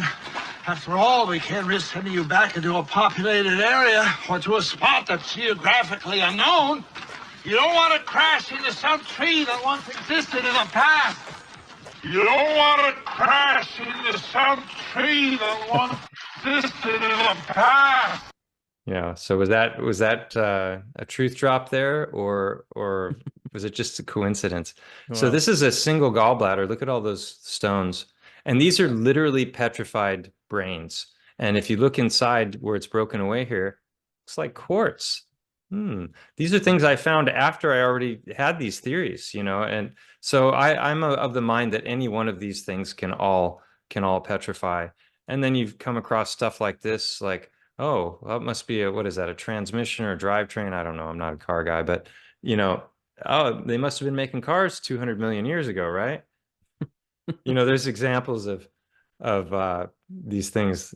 This is a fish eating another fish. Jellyfish. How the heck, a jellyfish is going to break down? These are literally preserved in great detail. So I think, when it comes to the mainstream narratives about why things petrify, I think most of it is bogus. And so paramineralization, that would be mud fossils. This is why I created the term biogeology. It wasn't to try and steal Roger's thunder or rip him off. It's because mud fossils does not cover the broad spectrum of different possible things that we know can lead to petrification. So paramineralization, I already explained, that's the leaching in of the stuff that's in the mud as the water and the gas works its way out. High mineral content waters. There's a cave, Mother Shipton's Cave. You're in the UK. Have you heard of that? no, I've not. No. So people go there. She was a prophet, or not a prophet. What do you say? A seer, somebody who made like Nostradamus. What do they call those? Can't remember. You know what I mean? People who predict the future. Mhm. Um, and so this cave is named after her because she was a pretty interesting lady. And there's high mineral content waters, and there's ropes hanging, and people will go and tie objects to these ropes. And within like 6 months, it's already beginning to petrify because the mineral content is leaching its way into the material. Plasma is another very obvious one. If you look at we'll see it here in a second. We'll stick with the high mineral content water first. So these are animals that have fallen into this lake. It's called Lake Natron, and it's high in natron and or natrium, and these are, what is it? I always get it mixed up if they're highly base waters or highly acidic, but they basically cause things to die once they fall in. And the only thing that can survive here are flamingos with their long legs, and everything else dies once it falls in. So this is just a guy who fished some of these things out while they were still relatively soft and positioned them for photography. This is what happens when you take electrodes to wood. Yeah. These are plasma configurations that look a lot like the Grand Canyon. Oh, yeah. These are called Lichtenberg figures when That's they're on right. the land, and they're found all over the world. And I believe that we're actually seeing the scarring of great electrical plasma events. So it's not just the Great Flood. There were other things that happened, and maybe it was in the antediluvian era, and it's stuff that's, well, this is, I would love this to be more of a dialogue instead of just me presenting, because I've got loads of interviews on my channel and presentations that I've done. I'd love to hear more from you about what you know about, say, the apocryphal texts, the Book of Jasher, the Book of Enoch, what we know about the antediluvian era and how that might tie into Titans and petrification. I mean, we've got the myths of Medusa and all of that sort of stuff. And before I pass over the mic on those questions, I just want to show people this. This is an experiment. I don't have the name of the channel off the top of my head, but I've got lots of stuff on the channel, on my channel, about rapid petrification. I reference his work and I have the links there. But this guy is mixing two different powdery substances together, and he's putting them inside of a crucible, which is basically just thick glass. And then he's putting a ceramic lid on top that can vibrate so that things can work their way out and in. And then he puts it into a microwave. And within 10 seconds, he's converted these two different powders into ruby. These are raw ruby that they fluoresce as they should under UV light. And these are not high quality ruby that he could make loads of money off of by, you know, creating them in his microwave and selling them. But the fact is that these are 9 out of 10 on the hardness scale, and he's making them from powder in 10 seconds in a microwave. Microwaves have a magnetron, which is a very powerful component, and creates this plasma arcing effect. You can take two grapes and wet them and put them right next to each other, and you can see the plasma arc between grapes. So it's just, you know, incredibly fascinating.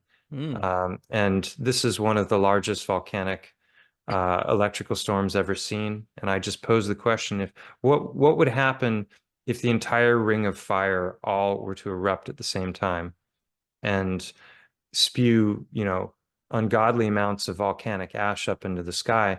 That ash is, you know, it's very conductive. So you could get plasma storms, the likes of which the world has never seen. But I think ultimately, you know, it probably comes from outside of the realm. I think that you know, things touch down. So this is just slides looking at supernatural petrification versus man-made petrification. Whoops, it just froze. Hello. There we go. Man-made instant petrification. You can petrify wood in 24 hours in a laboratory that's indistinguishable from regular petrified wood under a microscope. So it's just one, you know, one more example of our narrative is not what we were taught. That's Mother Shipton's cave. These are bog bodies, which petrify in bogs in the UK. And it has a very interesting form of petrification. The bones dissolve and the muscles dissolve. The skin remains intact, and all of the organs are intact and harden. Interesting. So that ties into my theories about petrified organs, which is a big portion of the channel. And how long have we gone? You said you wanted to go for around 2 hours. How much time have we got left? We've gone for an hour and a half so far. Okay, so yeah, so this is the thing. It's not, you know, this is the group. We're on the frontier, you know, of trying to figure out what these things are. There's no textbooks on this stuff. There's no, you know, I think Roger is off on a lot, if not most of his ideas. He's right about some things, and I'm appreciative that he turned me on to just the idea, because otherwise none of this would have ever happened as far as my research. But I think he's entirely too certain about every one of his claims. And I've got a video called, what is it? It's Petrified Coochies and Truther Discernment or something like that. It's one of my recent live streams. If you go to the live stream tab, I've never really, you know, criticized him, but there's some things that he's shared in the last couple of years that are just like, I was shaking my head. He's sharing AI without doing any vetting whatsoever and making claims about it. And I think he's got a long way to go, is my opinion. So people may not like me saying that, but most of those people probably haven't checked out my channel or gone through and seen, you know, he's also an armchair researcher. All of my stuff is boots on the ground. Like, I've been up in the eye, I've been into the back of the cave, crawling through on my stomach to get to it. You know, I haven't made it up to the ear because it's off limits. I've done a lot of spelunking. I've been in the Black Hills with Hangman. I've seen that stuff with my own eyes, and I've done a lot of work that has to do with petrified organs as well. And so let me just, yeah, no, I think that's Okay. it's good for the screen sharing, at least for now. Yeah, well, that was an amazing presentation, and I just let you roll with it for a little bit because obviously you were showing us one thing after another there, and Yeah, I I can mean, tell this is literally like a 4-hour presentation. Oh yeah, well this is the Yeah, thing. You do have like 4 hour long videos on your channel, plenty of them where you multiple. because these aren't things you can just explain quickly. They're really Yeah, not. You know, there's a lot of nuances and facets of information for a topic as vast as this. And you've given us a great overview today, and you've showed us some amazing examples that people I know I can tell some people's minds have been blown here in the chat, and hopefully oh, we give wonderful. them Yeah, we haven't been in contact with the chat at all, but well, um, hopefully we're giving them something to, you know, a jumping off point, which is what these things are great for. And yeah, like I said, I think you're a great down to earth guy. I think you're doing a service to the conspiracy community because you're presenting it in a down to earth, level headed manner, which is what a lot of unfortunately presenters in this community like. They are quite, like I said, over the top. Assertive and rambunctious about their beliefs and what they found to the point of not enough scrutiny. You know, we do have to hold ourselves up to higher standards if we want to be taken seriously. And I think you're doing a great job of that. So thank you. thanks. I appreciate I the work you do on that. I appreciate the compliment. Yeah. So in terms Yeah. of Oh, like, I just thought of one other thing that I oh, didn't go on. mention is, you know, there were guys in the 1800s. There was two, I think three different guys in Italy who they knew how to petrify flesh. You know, we were talking before we started recording about geopolymer a little bit. That was a big penny drop for me. I mean, geopolymer is a very real thing also. It's not just titans and, you know, trees and everything. There's a lot of stuff around our realm that appears to be man-made, but on a scale that we can hardly fathom. And you know, they knew mixtures for making geopolymers a long time ago that you know, that information has been hidden away. Well, they also knew how to petrify flesh. And there was a guy named Girolamo Sagato. There's still museums in Italy that have his works there of, you know, you name it, he petrified it when it comes to body parts and organs and things like that. So it's not like a harebrained idea that has no substance. There's actual evidence. I showed the picture of the petrified brain, and I didn't.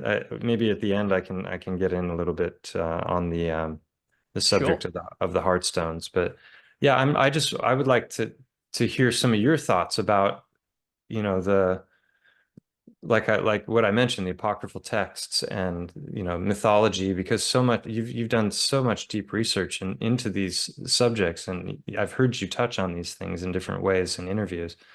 Yeah, well, So it's evidence. It's evidence to me, and I think everybody there's been multiple cataclysmic events throughout the timeline of history, even from a biblical standard, you know, and the great flood of Noah and the antediluvian age leading up to that is probably the biggest example of where we're getting these titan type mountain creatures like this elephant you're talking about here. It seems like these are of a time before a great flood of some kind. But also, I also agree with you, and obviously, I think Jay Dreamer's adding the channel of the plasma apocalypse guy. There's evidence as well that the Earth has been utterly decimated by the Lichtenberg figures, as you showed them. I've said for a long time the Grand Canyon is quite clearly electrical phenomena. It's been torn out of the ground through extremely fast moving lightning just running across the yeah, ground, basically. It's obvious that's what it is from the sky because we can recreate yeah. it scientifically. Repeatable patterns you can recreate yourself with a bit of electricity and a piece of wood. It's not difficult. And it's so I agree. So not only have we had a trial by water, but I think we've had a destruction by fire and electricity as well in our history. I think there's evidence Let for me both. interject a little bit, because that's Go. an important point. Because when, you know, I showed that the wood grain getting burned, you know, by the electrodes, and what's happening to the elements in that wood is they're aligning themselves along that fractal line, Mm-hmm. right? So if you think about the Grand Canyon, or you think about these trees getting hit by plasma, there's potentially a transmutation of elements. And so a lot of people are like, well, you know, it was the silica era, like the trees were made of stone. And Yeah. you know, I don't believe that at all. I believe they were tree. And in fact, there's stuff all over the UK where there's all these dwellings in sandstone. I believe those dwellings were carved while that was still wood. To me, that has all of the signs of wood. Paul Cook thinks it's, geopolymer that's been squirted from giant 3D printers that he evoked. But I think I've shown, I did a whole video, comparing those theories, called Biogeology, Geopolymers, and Lies.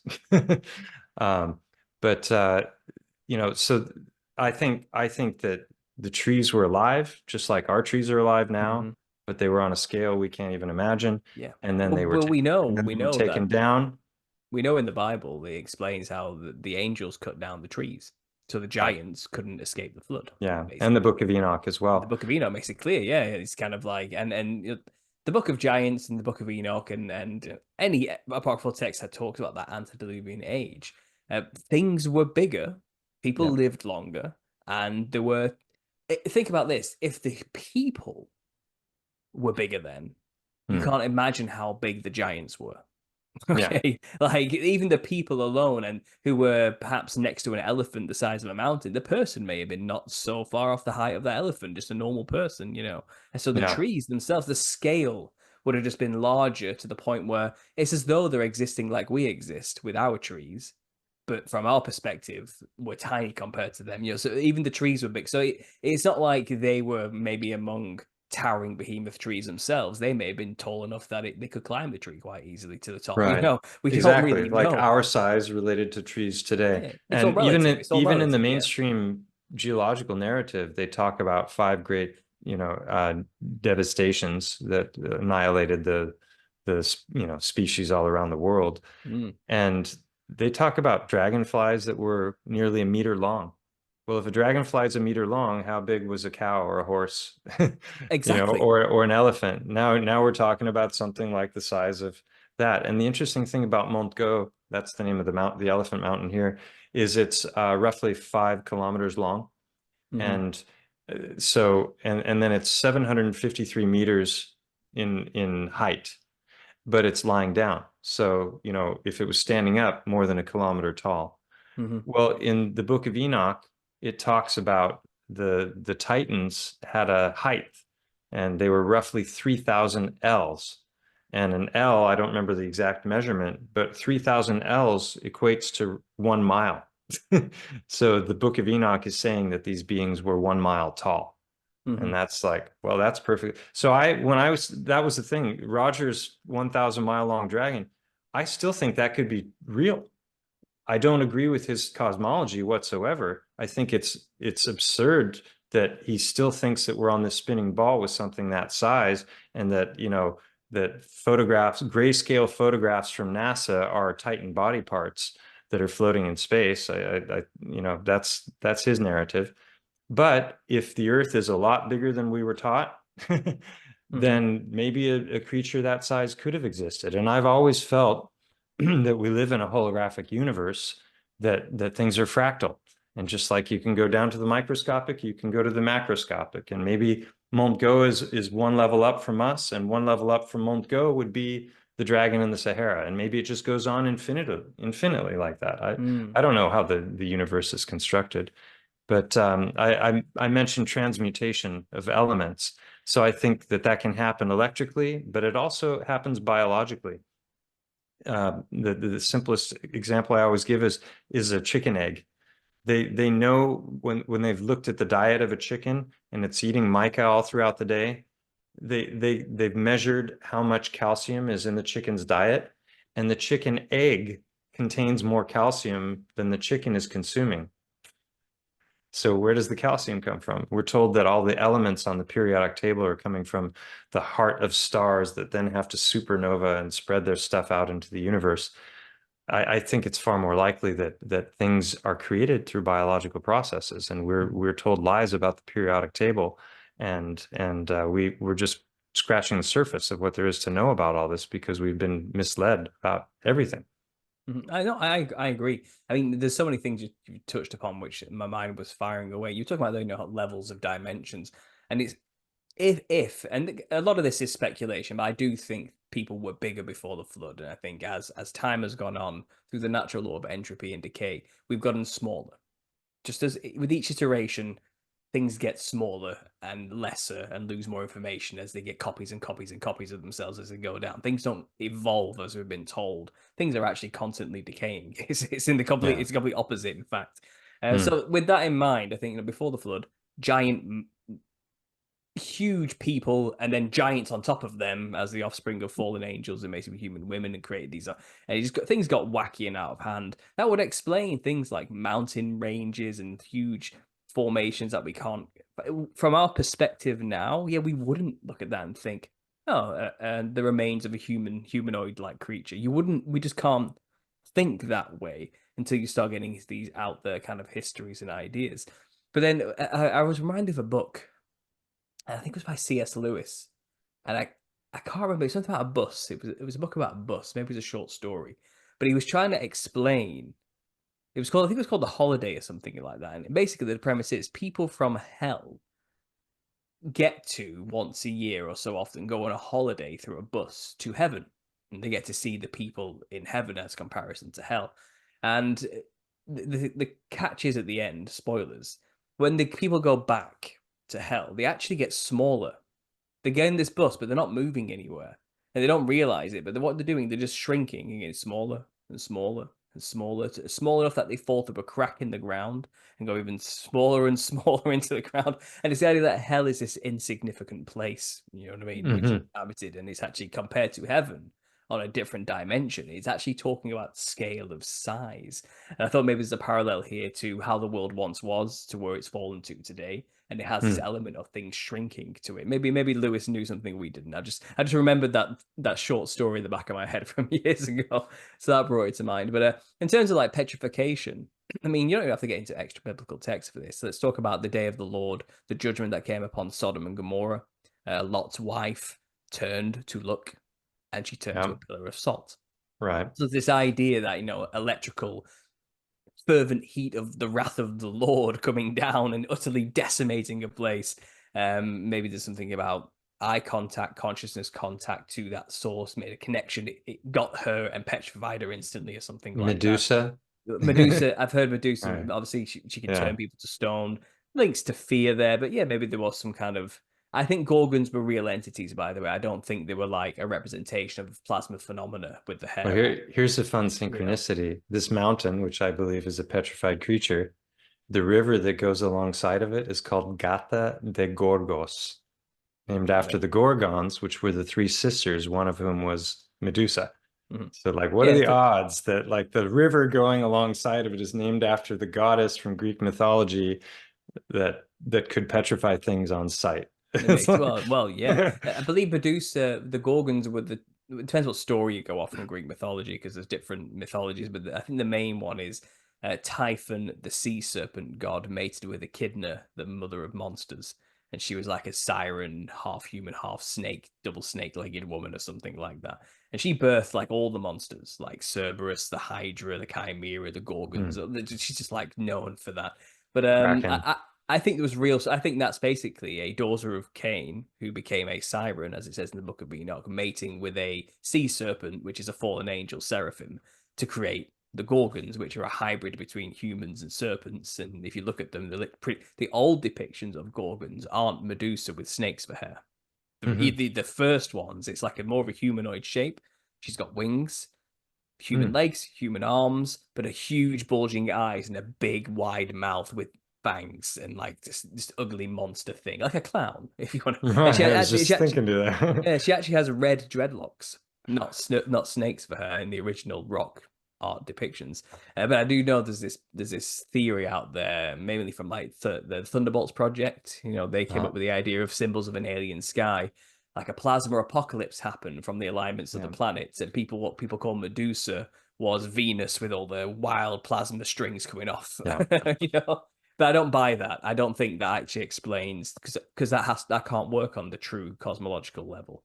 It's not Yeah, planetary. I think they're spot on with the electric universe idea, Yeah, with a lot of stuff, but I think the that they should be conclusions are wrong. incorporating it into, a different model of, when it comes Yeah. to the Earth. Well, to get onto that, I think you wanted to talk about this, but I've been getting is this idea, haven't I, that the day of the final day of the Lord has already come.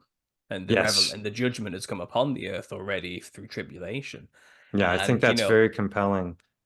the wrath of God. The millennial reign of Christ having already occurred, and this Well, that being it's Tartaria, and what you need to really think about in terms of your theory is tribulation has happened, and tribulation is like it's the day of the Lord times 10. It's Sodom and Gomorrah and then some. mm, No flesh left alive unless those days were cut short, type of thing. What was right. left after that was nothing. Remnants of humanity, a few survivors, if that, We're talking about continents shifting from away from each other. We're talking about every volcano going off all at once. We're talking about the sun going dark for like years. You're talking about just famines, death, destruction, wars, everything. And Sounds great. the day of the Lord comes with, cities will melt like wax in his presence. Yeah, there's your And meltology but there's your stuff. Yeah. probably, I'm guessing, your plasma apocalypse Well, too, like when all I there. started to find these stones that I recognize were very likely organs, specifically hearts. I mean, all of the other organs are there. I get that question a lot, but the hearts are very distinct because they have a lot of very specific anatomy. And so if you find a random fragment of a rock that's shaped like a heart, okay, it's great. It's banged around, smoothed around a river bottom. But if you start finding a whole bunch of them that all have very, very specific anatomical features, we started to touch on that with the mountain. Like, how many coincidences have to line up before you take a step back and go, that can't be a coincidence, right? It's like mathematically impossible. And I recognized a stone that I saw on a river bottom. I was like, this looks a lot like a heart. And I took it home and I started looking at it, and I got out my anatomy books from college, and I found, I mean, now that I went in with endoscopic camera, I had a CAT scanned 23 different anatomical features in that one stone. That's a massive number, and they're very specific. And I show them with video endoscopy. With the CAT scans, you can see the inner chambers. It's just way, way too much. And in fact, one of the top cardiologists in the world has seen some of these some photographs, and I had a WhatsApp call with him, and his response was, "Congratulations, it's an incredible discovery." That's that was pretty cool. So this is a very reoccurring shape that I've found over and over again. So you've got this harp shape and a tapering in on the sides. So when the heart dies, when the body dies, all the muscles go into contraction. We call it rigor mortis. So when the heart contracts, it tapers in on the sides, and more on one side than the other, because the wall is thicker on one side, and on the other side it's thinner. The top is where the aorta and the vena cava are, which are the two biggest blood vessels in the body. And then the bottom, when the heart is contracting, it twists like this. From the bottom, it looks like a propeller. And so you can see this twist. So to find one stone like that with maybe 10 different features that match up with heart anatomy, okay, what are the odds, But to find it over and over again with the exact same features, and I have hundreds of examples, and it's scalable. There's another very specific feature where the heart is a rope. It's the myocardioventricular band. Let me show a 1-minute video real quick to show people this, because this is mind-blowing. People, even cardiologists, don't know this information. You've got people who are literally cutting into the heart to do operations who don't know the true anatomical structure of the heart. It was discovered by a Spanish cardiologist named Francisco Torrent Guasp in 1972. And let me share the screen here. Where is the screen sharing? Have I been sharing this whole time? Yeah, but I've been moving the thing around so they can't see it. But you're already screen sharing currently. If Oh, you I am. Okay. Yeah. So, all right. So let me just go back to this. I couldn't figure out what was going on there because I had this little thing with us. There we go. Minimize that, right? Because there we go. I just see Stellium 7 right now in a pink border with some trees. Yeah. So And this is going to get back to what you were saying about the tribulation as well, because this is these are just a bunch of examples of this reoccurring pattern over and over again. Heart, blood vessels at the top, and then there's a line there that I just did with my thumb, and you can see it here, you can see it faintly here, you can see it there. So every one of these characteristics that we staple on should make it harder and harder to find a stone like that, right? The longer the list, like this is my just basic heart stone evaluation criteria list, right? And so let me show you this little video, because this is amazing. People don't know this about the heart. Did you know that almost everything you were taught about the heart is wrong?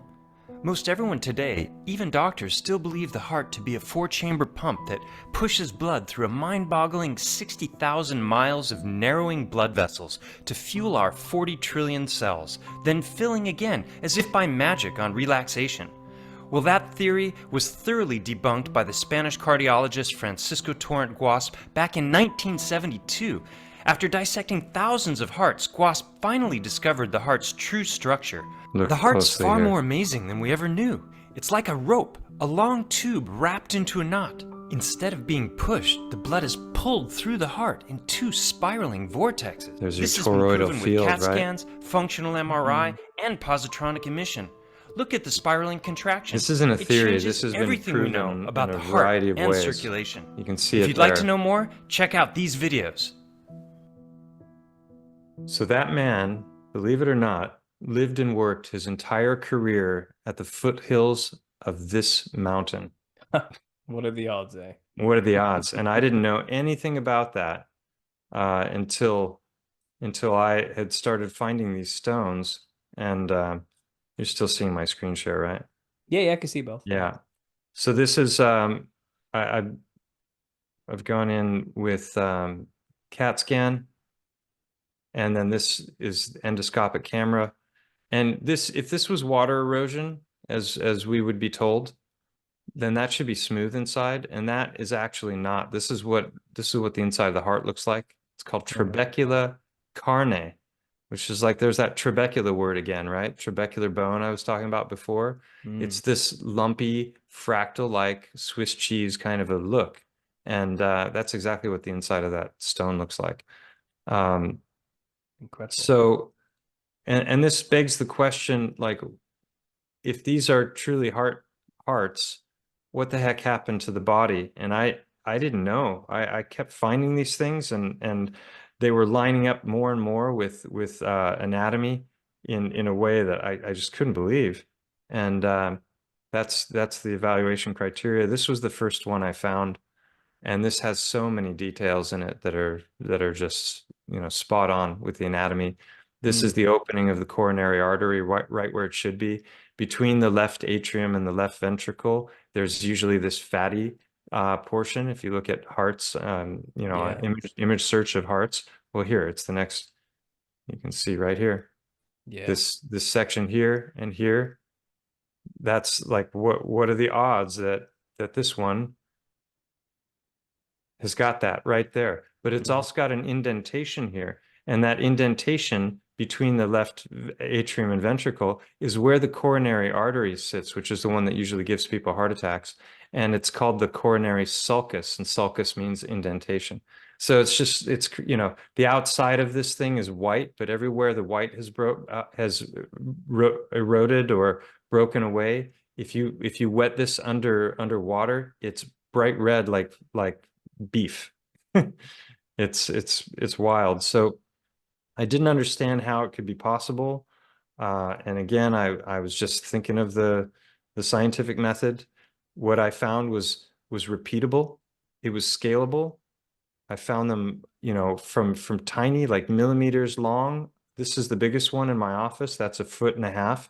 There's that isthmus again between this is the pulmonary arteries, and then on the back is the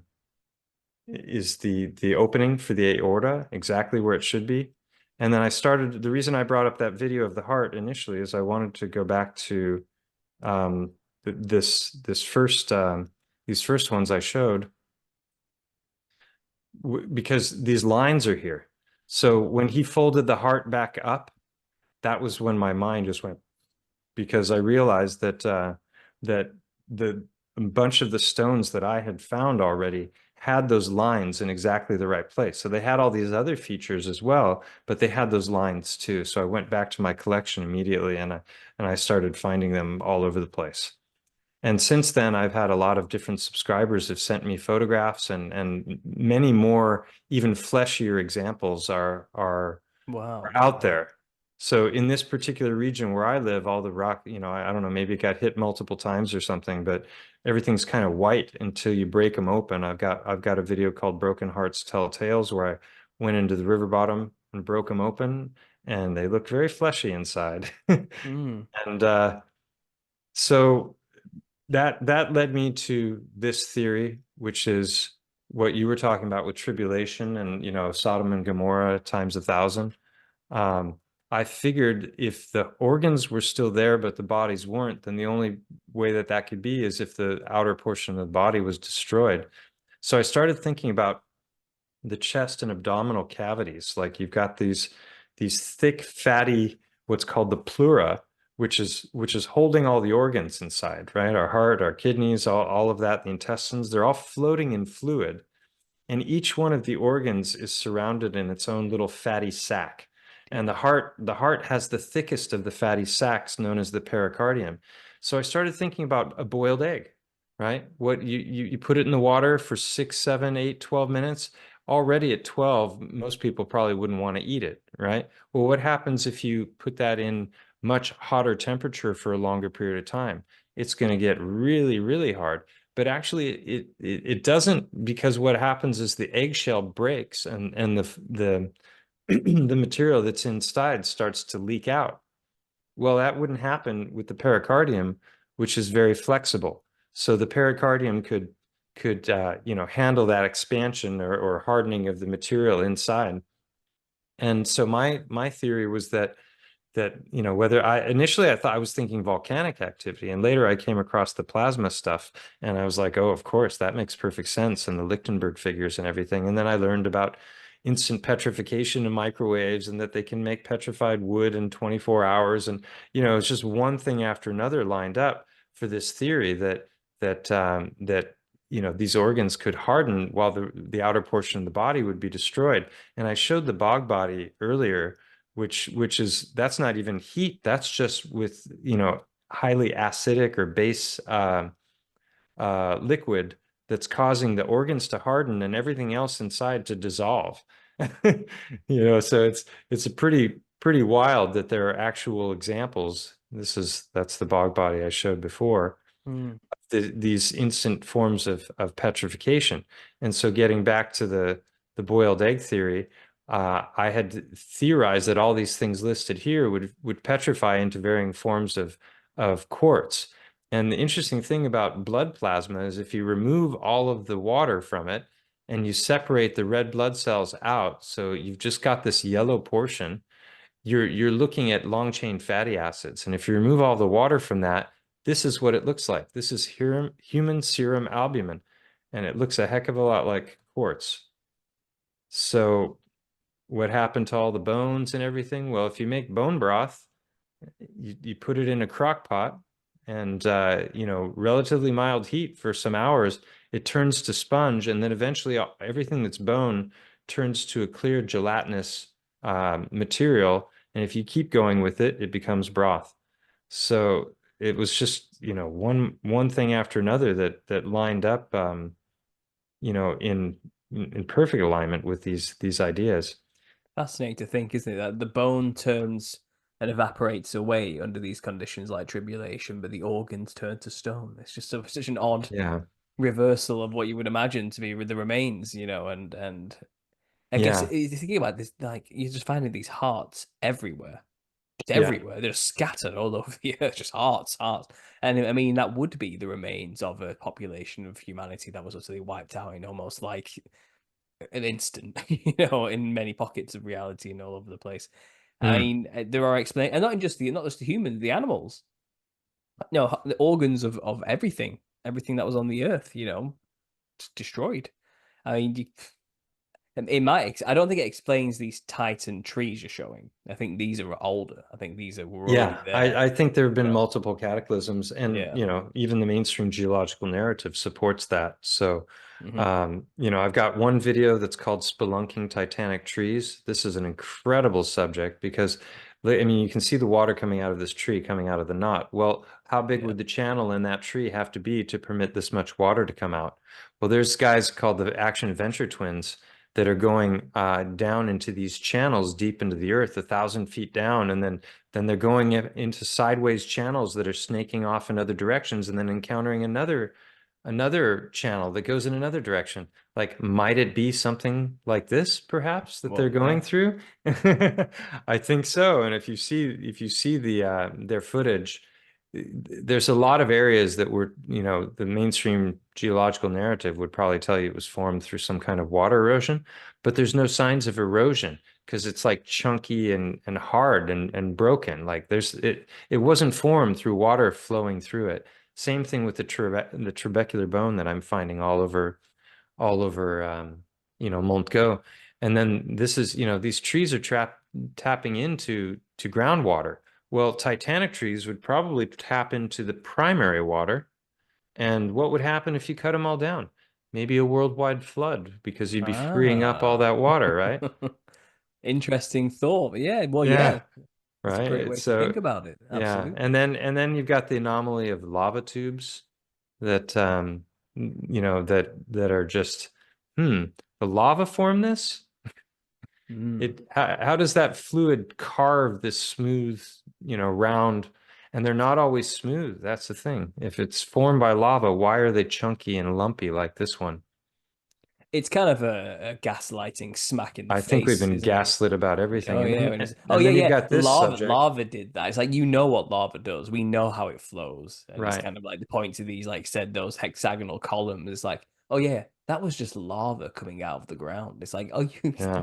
like, and it's like, and if you say And anything, everyone's gonna think you're stupid, and everyone's gonna think right. you deny science. You don't want to be one of those guys, Yeah. do you? Oh It's yeah. kind of like okay, Well, I coined the term paradigm blindness because, like, yeah. why can't we see when we look at something that's clearly biological in stone? Why don't we see it? Well, it's because we've been taught that that's not what it is, and it's impossible for those sorts of things to happen, except maybe in the rarest of circumstances. So, why do we not see it? Because we've been blinded. Why do we think the horizon is curved when horizontal means flat, and Mm. and water seems to lay flat and we can see too far? Well, because we're taught that it curves. So, when we and experts, why are they blinded to these things? Like geologists, why can't they see something so simple like that? Those photographs that I was showing before that are obviously tree, but on a monumental scale. Why can't they see the bloody obvious? They come up with, oh, this is shale and it's formed in this way or that way, and then they've got all these, mental gymnastics where they're like they did with Devil's Tower to fit in the empirical evidence into some kind of geological narrative. I don't think they're intentionally lying, the vast majority of them. I think there may be gatekeepers at the top who know the truth, and they probably are deeply tied in with the mining companies, like I alluded to before. Hmm. But ultimately, I think the vast majority are blinded by their paradigm. It's the same with medicine. It's the same with all of the ologies. So paradigm blindness is a very real thing. And then if you Hmm. start to question, then cognitive dissonance kicks in, and they become very defensive, and call you a pseudoscientist, or bring up the Dunning-Kruger effect and whatnot. So we're told that these plateaus here, that these waterfalls it can't possibly be coming from rainfall. So where are they coming from? Well, they're called artesian wells, like art as an artery, maybe. Hmm. And if you think again about these giant trees having channels like what you see in this picture, it all makes perfect sense. So that's what I was saying before. Syncretism. You mentioned Jay Dreamers. He was one of the people that originally got me on the idea. It was this and Roger's work that got me thinking about Montco, and that it might actually potentially be an elephant.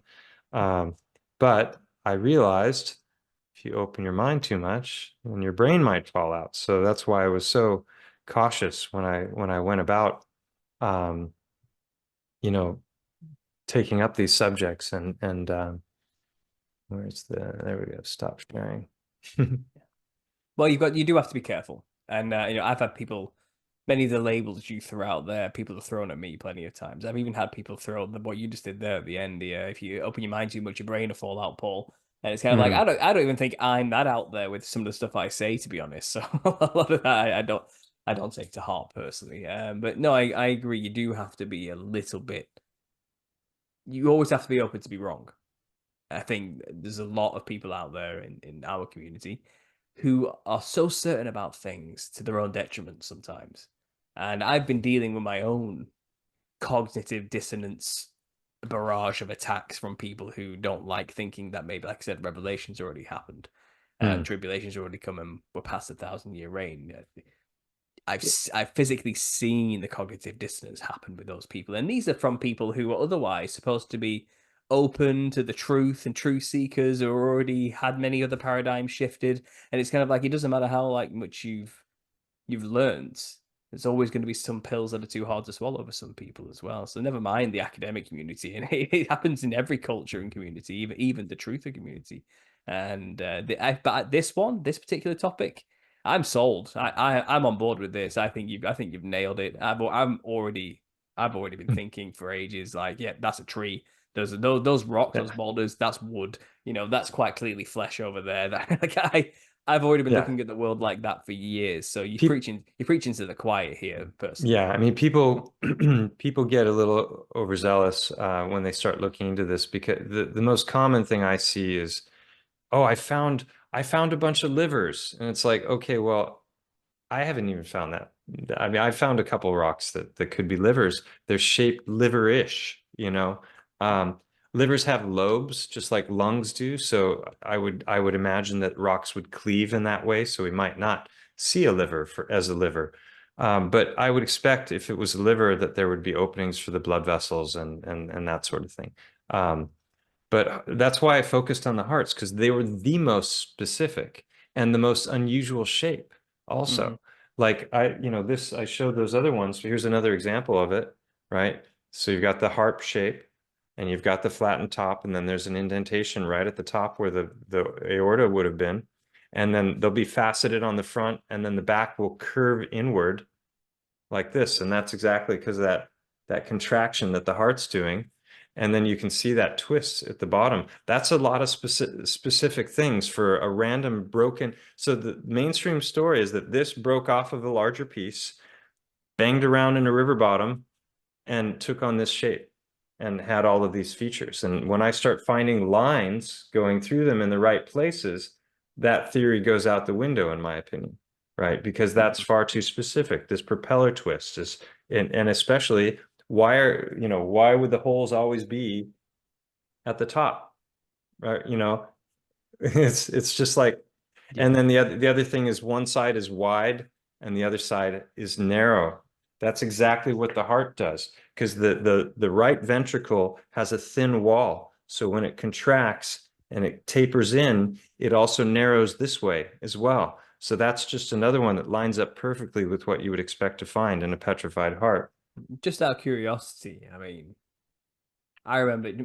Let's talk about the lines in the sky for a little bit. I can't use the word because I'll end up with a stupid thing at the bottom. But look at that! Look at that! That Incredible. one, I have a video called Slicing Heartstones, and I polished this side, and I left that one unpolished so you could see the difference. Yeah. The color isn't coming through, but here you don't see the color at all unless you put it underwater. Mm-hmm. Here you can see it, but it's not really, I don't think it's coming You can through. see the flesh as well. You can see where the Yeah. caverns have closed and And you see the quartz crystal. yeah. So there you have, this, it's like, and then also you've got the creases at the top and the back, right where the blood vessels would be. So it's so repeatable, it's What scalable, it's specific, yeah. and it's predictable also, because I found rocks that were like buried halfway up, and I've looked at it, I go, oh, there's another one. And I can tell I'm looking at the back side of the rock. And so I'm like, I know what the other side is going to look like. and I predict it, and then I pull it out, and it looks that way.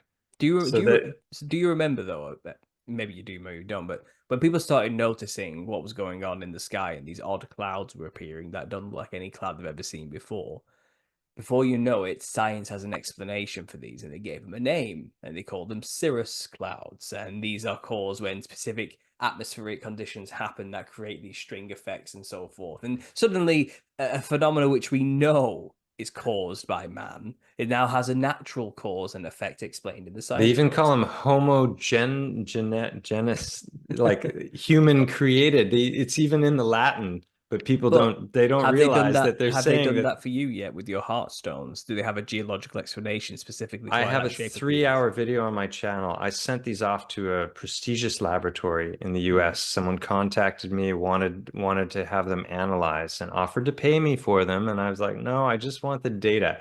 Just, I'll send you the stones. You can pay for shipping if you want. And I'd like them back when you're done. And I thought I was going to get data, and I got the biggest runaround ever. I called the video Paradigm Crushed, because this was clearly gatekeeping, and they made a whole bunch of claims about me and about the stones that were completely unsubstantiated. And it took me 6 weeks, almost 2 months, to make that rebuttal video.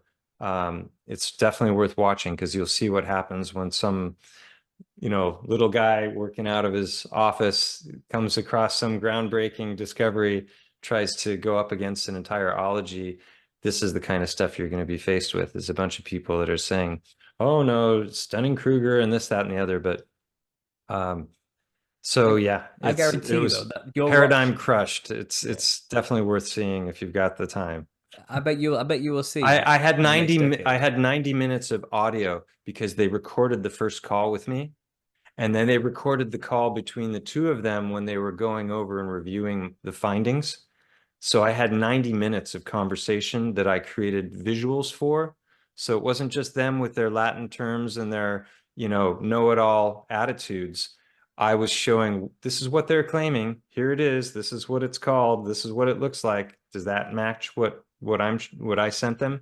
So they named it. They did no lab work. I got no numbers, not a single number. The only thing they did was a 1-page survey of 100 people, where they took one of the rocks and asked the people what they thought the rock looked like. And then they got their answers. This was their idea of science, and they had the gall to mock me. I was like, I'm going after these guys. So they made fools of themselves. And you can see how it went down. It's definitely entertaining. So they do have an explanation, so-called, for your rock They're shape. said to be polycalcitic conglomerate cobbles. Poly means many. Calcitic means multiple types of calcite. So multiple calcite, it's just a mineral. Polycalcitic conglomerate means a mix of a bunch of different materials, right? Like a geopolymer is a conglomerate, right? Conglomerate cobbles. Cobble means cobblestone. That's what the old streets of the cities are made from. Cobble. What are cobblestones? River rock. What do they tell us river rock is? Broken fragments that banged around and just magically turned into this, right? Here's one. And this is one of the rocks that I actually sent them. And they claimed that there was no, in the stones that I sent them, there was nothing that matched the anatomy of a heart other than the overall shape. And I mean, this has the blood vessels right where they should be. And it was, I didn't send them my best ones because I was afraid I'd never see them again. So but I sent them good ones. And I made a video called An Exciting Research Day before I sent them off. And I filmed every rock I sent them, and I showed the rocks in 360 degrees and from the top and the bottom, so people could see exactly what they look like. These are the ones I chose. This is why I chose them. I sent them in, and I got back a survey. And the survey was clearly fabricated, because the last 3 were just ridiculous things that, like, okay, maybe one person would say it, but you wouldn't have 3 or 5 people saying that exact same very odd take on what the rock looked like. So even that was a fabrication. It was a joke. So Well, there we go then. I had a feeling Be something careful bad would out have there, happened. people. Yeah. I had a feeling the mainstream official science would have tried to name your stones and explain it away because it's what they tend to do when people discover the truth. But Yeah, even they then, told me I could call them HSS, and that I could write a paper and turn it into a geological peer-reviewed journal, and then maybe my name would be associated with the HSS, which is heart-shaped stones, rather than being heart stones or petrified hearts. They look that way. And they were suggesting that I do that yeah, because don't play I by could get them. my name associated with it. Don't play into that game. Forget about it. I never held the illusion that mainstream academia would adopt any of these ideas, and that's why from the beginning I just put the information out there for free on my channel. I didn't monetize my channel for like 2 years or more, and the only reason I did that was because Google algorithms they said they were going to be favoring content that would earn them money, and I thought, oh, that sounds like a way to down regulate truth or content. Right? And so I was like, I'll just monetize it. And I haven't made much money from it, that's for sure. But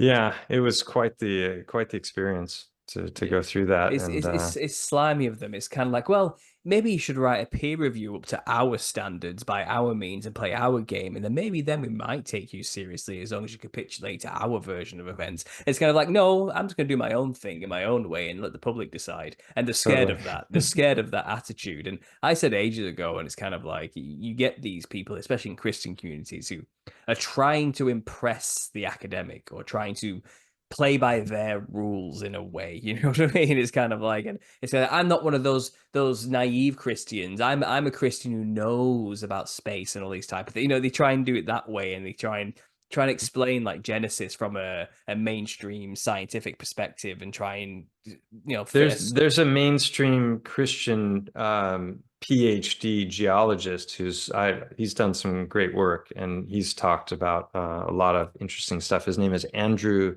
Snelling. I'm not sure where he stands on the cosmological question, but he's definitely talked about instant petrification a lot. I learned a bunch of things from him.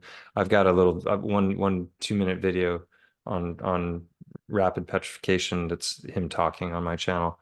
Good for him, because like I said, most of them in those Yeah. academic circles capitulate and play their game because they don't want to lose face. They don't want to lose their scholarship or make people think they're crazy. So they kind of betray their own faith and belief and their own There's a lot of their own stuff that eyes, comes back to the Bible. I'm not a Christian, Yeah. I didn't approach this from like I'm trying to prove the Bible perspective at all.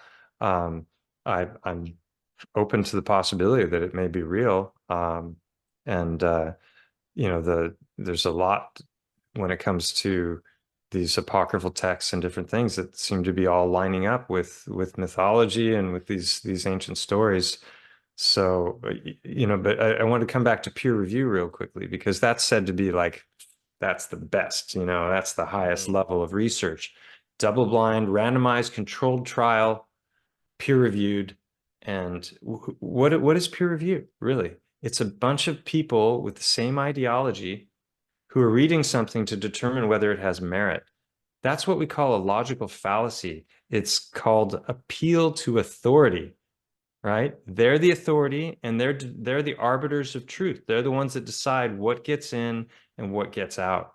And these guys that gave me the runaround, the guy who owns a lab, he's on YouTube giving a presentation, very high level presentation. I watched it before I sent the stones off, because I checked into these guys a bit and I wanted to know who they were. My screen's about to go off. So he's got this hour and a half video where he's giving a presentation on his expertise and his findings of different things at the Explorers Club in New York City, which I hadn't heard of. And I was like, Explorers Club, that sounds interesting. I'm going to explore it. So I did, and I found out it's like the premier explorer club in the world. It's where like Edmund Hillary, first guy to go up, Everest, the first guy to go to the North Pole, first guy to go to the South Pole. Lots of astronauts. They're all members of this club. People like Elon Musk and Jeff Bezos. And I mean, it was just like, the more I dug into it, I'm like, this sounds like adventure gatekeeping to me. And I think that's exactly what it was. So the last half an hour of my Paradigm Crushed video is me doing a little expose on the Explorers Club. That's worth watching too. It's like, oh, you don't need to explore anything. It's already all been explored. We've Don't worry already, about it. yeah. Well, that was why space, like I was a space Yeah. junkie as a kid, you know, until Flat Earth came along, and I was like, wait a minute, I don't know shit about anything. You know, it's like what's really going on here? You know, I was always like, you know, geology and archaeology, like I said before, super boring subjects. We're at the pinnacle of civilization. We're the best that's ever been, you know, and now we're going to space, and we have to go to space because if we don't, an asteroid might strike us and wipe out the entire species, right? Or the whole planet. So if we don't get out into space and seed the cosmos, like there's your Star Trek, Star Wars narratives, we're doomed, you know. And it's like, and geology and the timelines of geology are all supporting heliocentrism, right? You can't have the heliocentric model without the geological model when it comes to timelines, and they go hand in hand. So, you know, we're literally dealing with the tapestry of our matrix reality when we're looking at this stuff. I feel like it's falling apart though. The It narratives, is. the narratives they've spun are, they're not convincing a new generation anymore, who are highly skeptical and do not trust authority more and more and more. I know people say we're still a minority, like people like us who are just even having conversations like this, or the people in the chat today listening, you know. But it's kind of, I don't know. I think the tides are turning. I think the narratives are crumbling and laughable. People are seeing how absolutely ridiculous they actually are now. Yeah, the emperor wears no clothes, and you know, yeah. the curtain has been pulled back, and you know, thankfully Toto did that for what's her name? Wizard of Oz. Toto pulls back the curtain and Dorothy? reveals it. Dorothy, thank you. Right? Dorothy isn't the one who figured it out. Toto had, you know, the little assisting animal had to like go. He sniffed it out. He realized there was a rat, and he exposed the rat. And now we've got so many people doing this in every direction and every ology. And you know, the only thing they can do to really put a lid on it now is to like shut down the internet or to start World War III, which they seem to want to do both. So but I mean, World War III has been going on for a long time. It's just fifth generational warfare, right? It's information warfare. Who knows how it's going to pan out? I mean, I'm excited to be here with you on the front line, Stellium, doing something about this. You know, however it's going to pan out, who knows? But this has been a fantastic conversation. Thank you. I've learned so fun. much. I was really glad you invited me on, and Yeah, no, I at some point I'm gonna start doing more interviews on my channel. I've only done 2 interviews in the whole time I've had the channel. I've probably been interviewed like 50 times, but I want to do more, and I definitely want to have you on and talk about your book, and I'll go more after I've read your book. I have it right here. Wait, would you look at that? You have a hardcover as well. Well done. That's right. Feels good, doesn't it, in the hand? Yeah. I'm just selling it right now. Yeah, it's weighty. It's a good thick book. Yeah. No, that's brilliant. Thank you. Yeah, no, I'll definitely have you on, and I'll have more of a list of things that dovetail with what you've written about, because we kind of touched on a bunch of them, but there are things that came up in your talk with Topher that I was like, oh, that relates to this and this relates to that. And so yeah, to be continued. Thank you. I hope your the people following you enjoyed it, and that they realize that I'm not just I'm not just a Roger Spur copycat, you know. No, not at all. I mean, we had about 308 people here at its peak, which was amazing. Oh, wow. Oh, Chat's cool. been going well. Everyone's there. Wendy's been helping us out, keeping it civil. Thank you, Wendy. Thank you, Wendy. We World's really best appreciate your hard mod. work. She's a mod on my channel as well. She is the best, isn't she? Yeah. That's it. She's always there. Never lets me down. Yeah. And I'm thankful for that. But yeah, guys, I hope you've enjoyed this talk. Mike, thanks for being here. Not only will I come into your show if you ask, I also do a podcast called The Truth of Therapy Session, where we can get into stuff that isn't really about your work. We can just get into what it is to be in this world and what it's like. And we could all, you know, I would love to explore more in a lot more detail the machinations of the psychedelic stuff that we touched on before, and Sure the thing. different organizations involved and who's who, and because there's a lot. I was talking with some friends, and I kind of laid out over the course of an hour all of these data points, and they're like, you should do videos on this subject, or it's like that. I've heard a lot of these things before, but you just presented it in such a concise way. So it'd be fun to do that in dialogue with you, because I'd like to hear your insights on those things as well, because I know you've done your homework. Yeah, I dabbled. I dabbled for a long time, but Mm. I left that life behind. But I certainly remember it all with a clear memory. So yeah, we can talk Yeah. about that any topic you want, Mike. It's been a pleasure talking to you. We'll definitely get you back on sometime. To all those listening, thanks for being here, and as always, God bless. Bye-bye.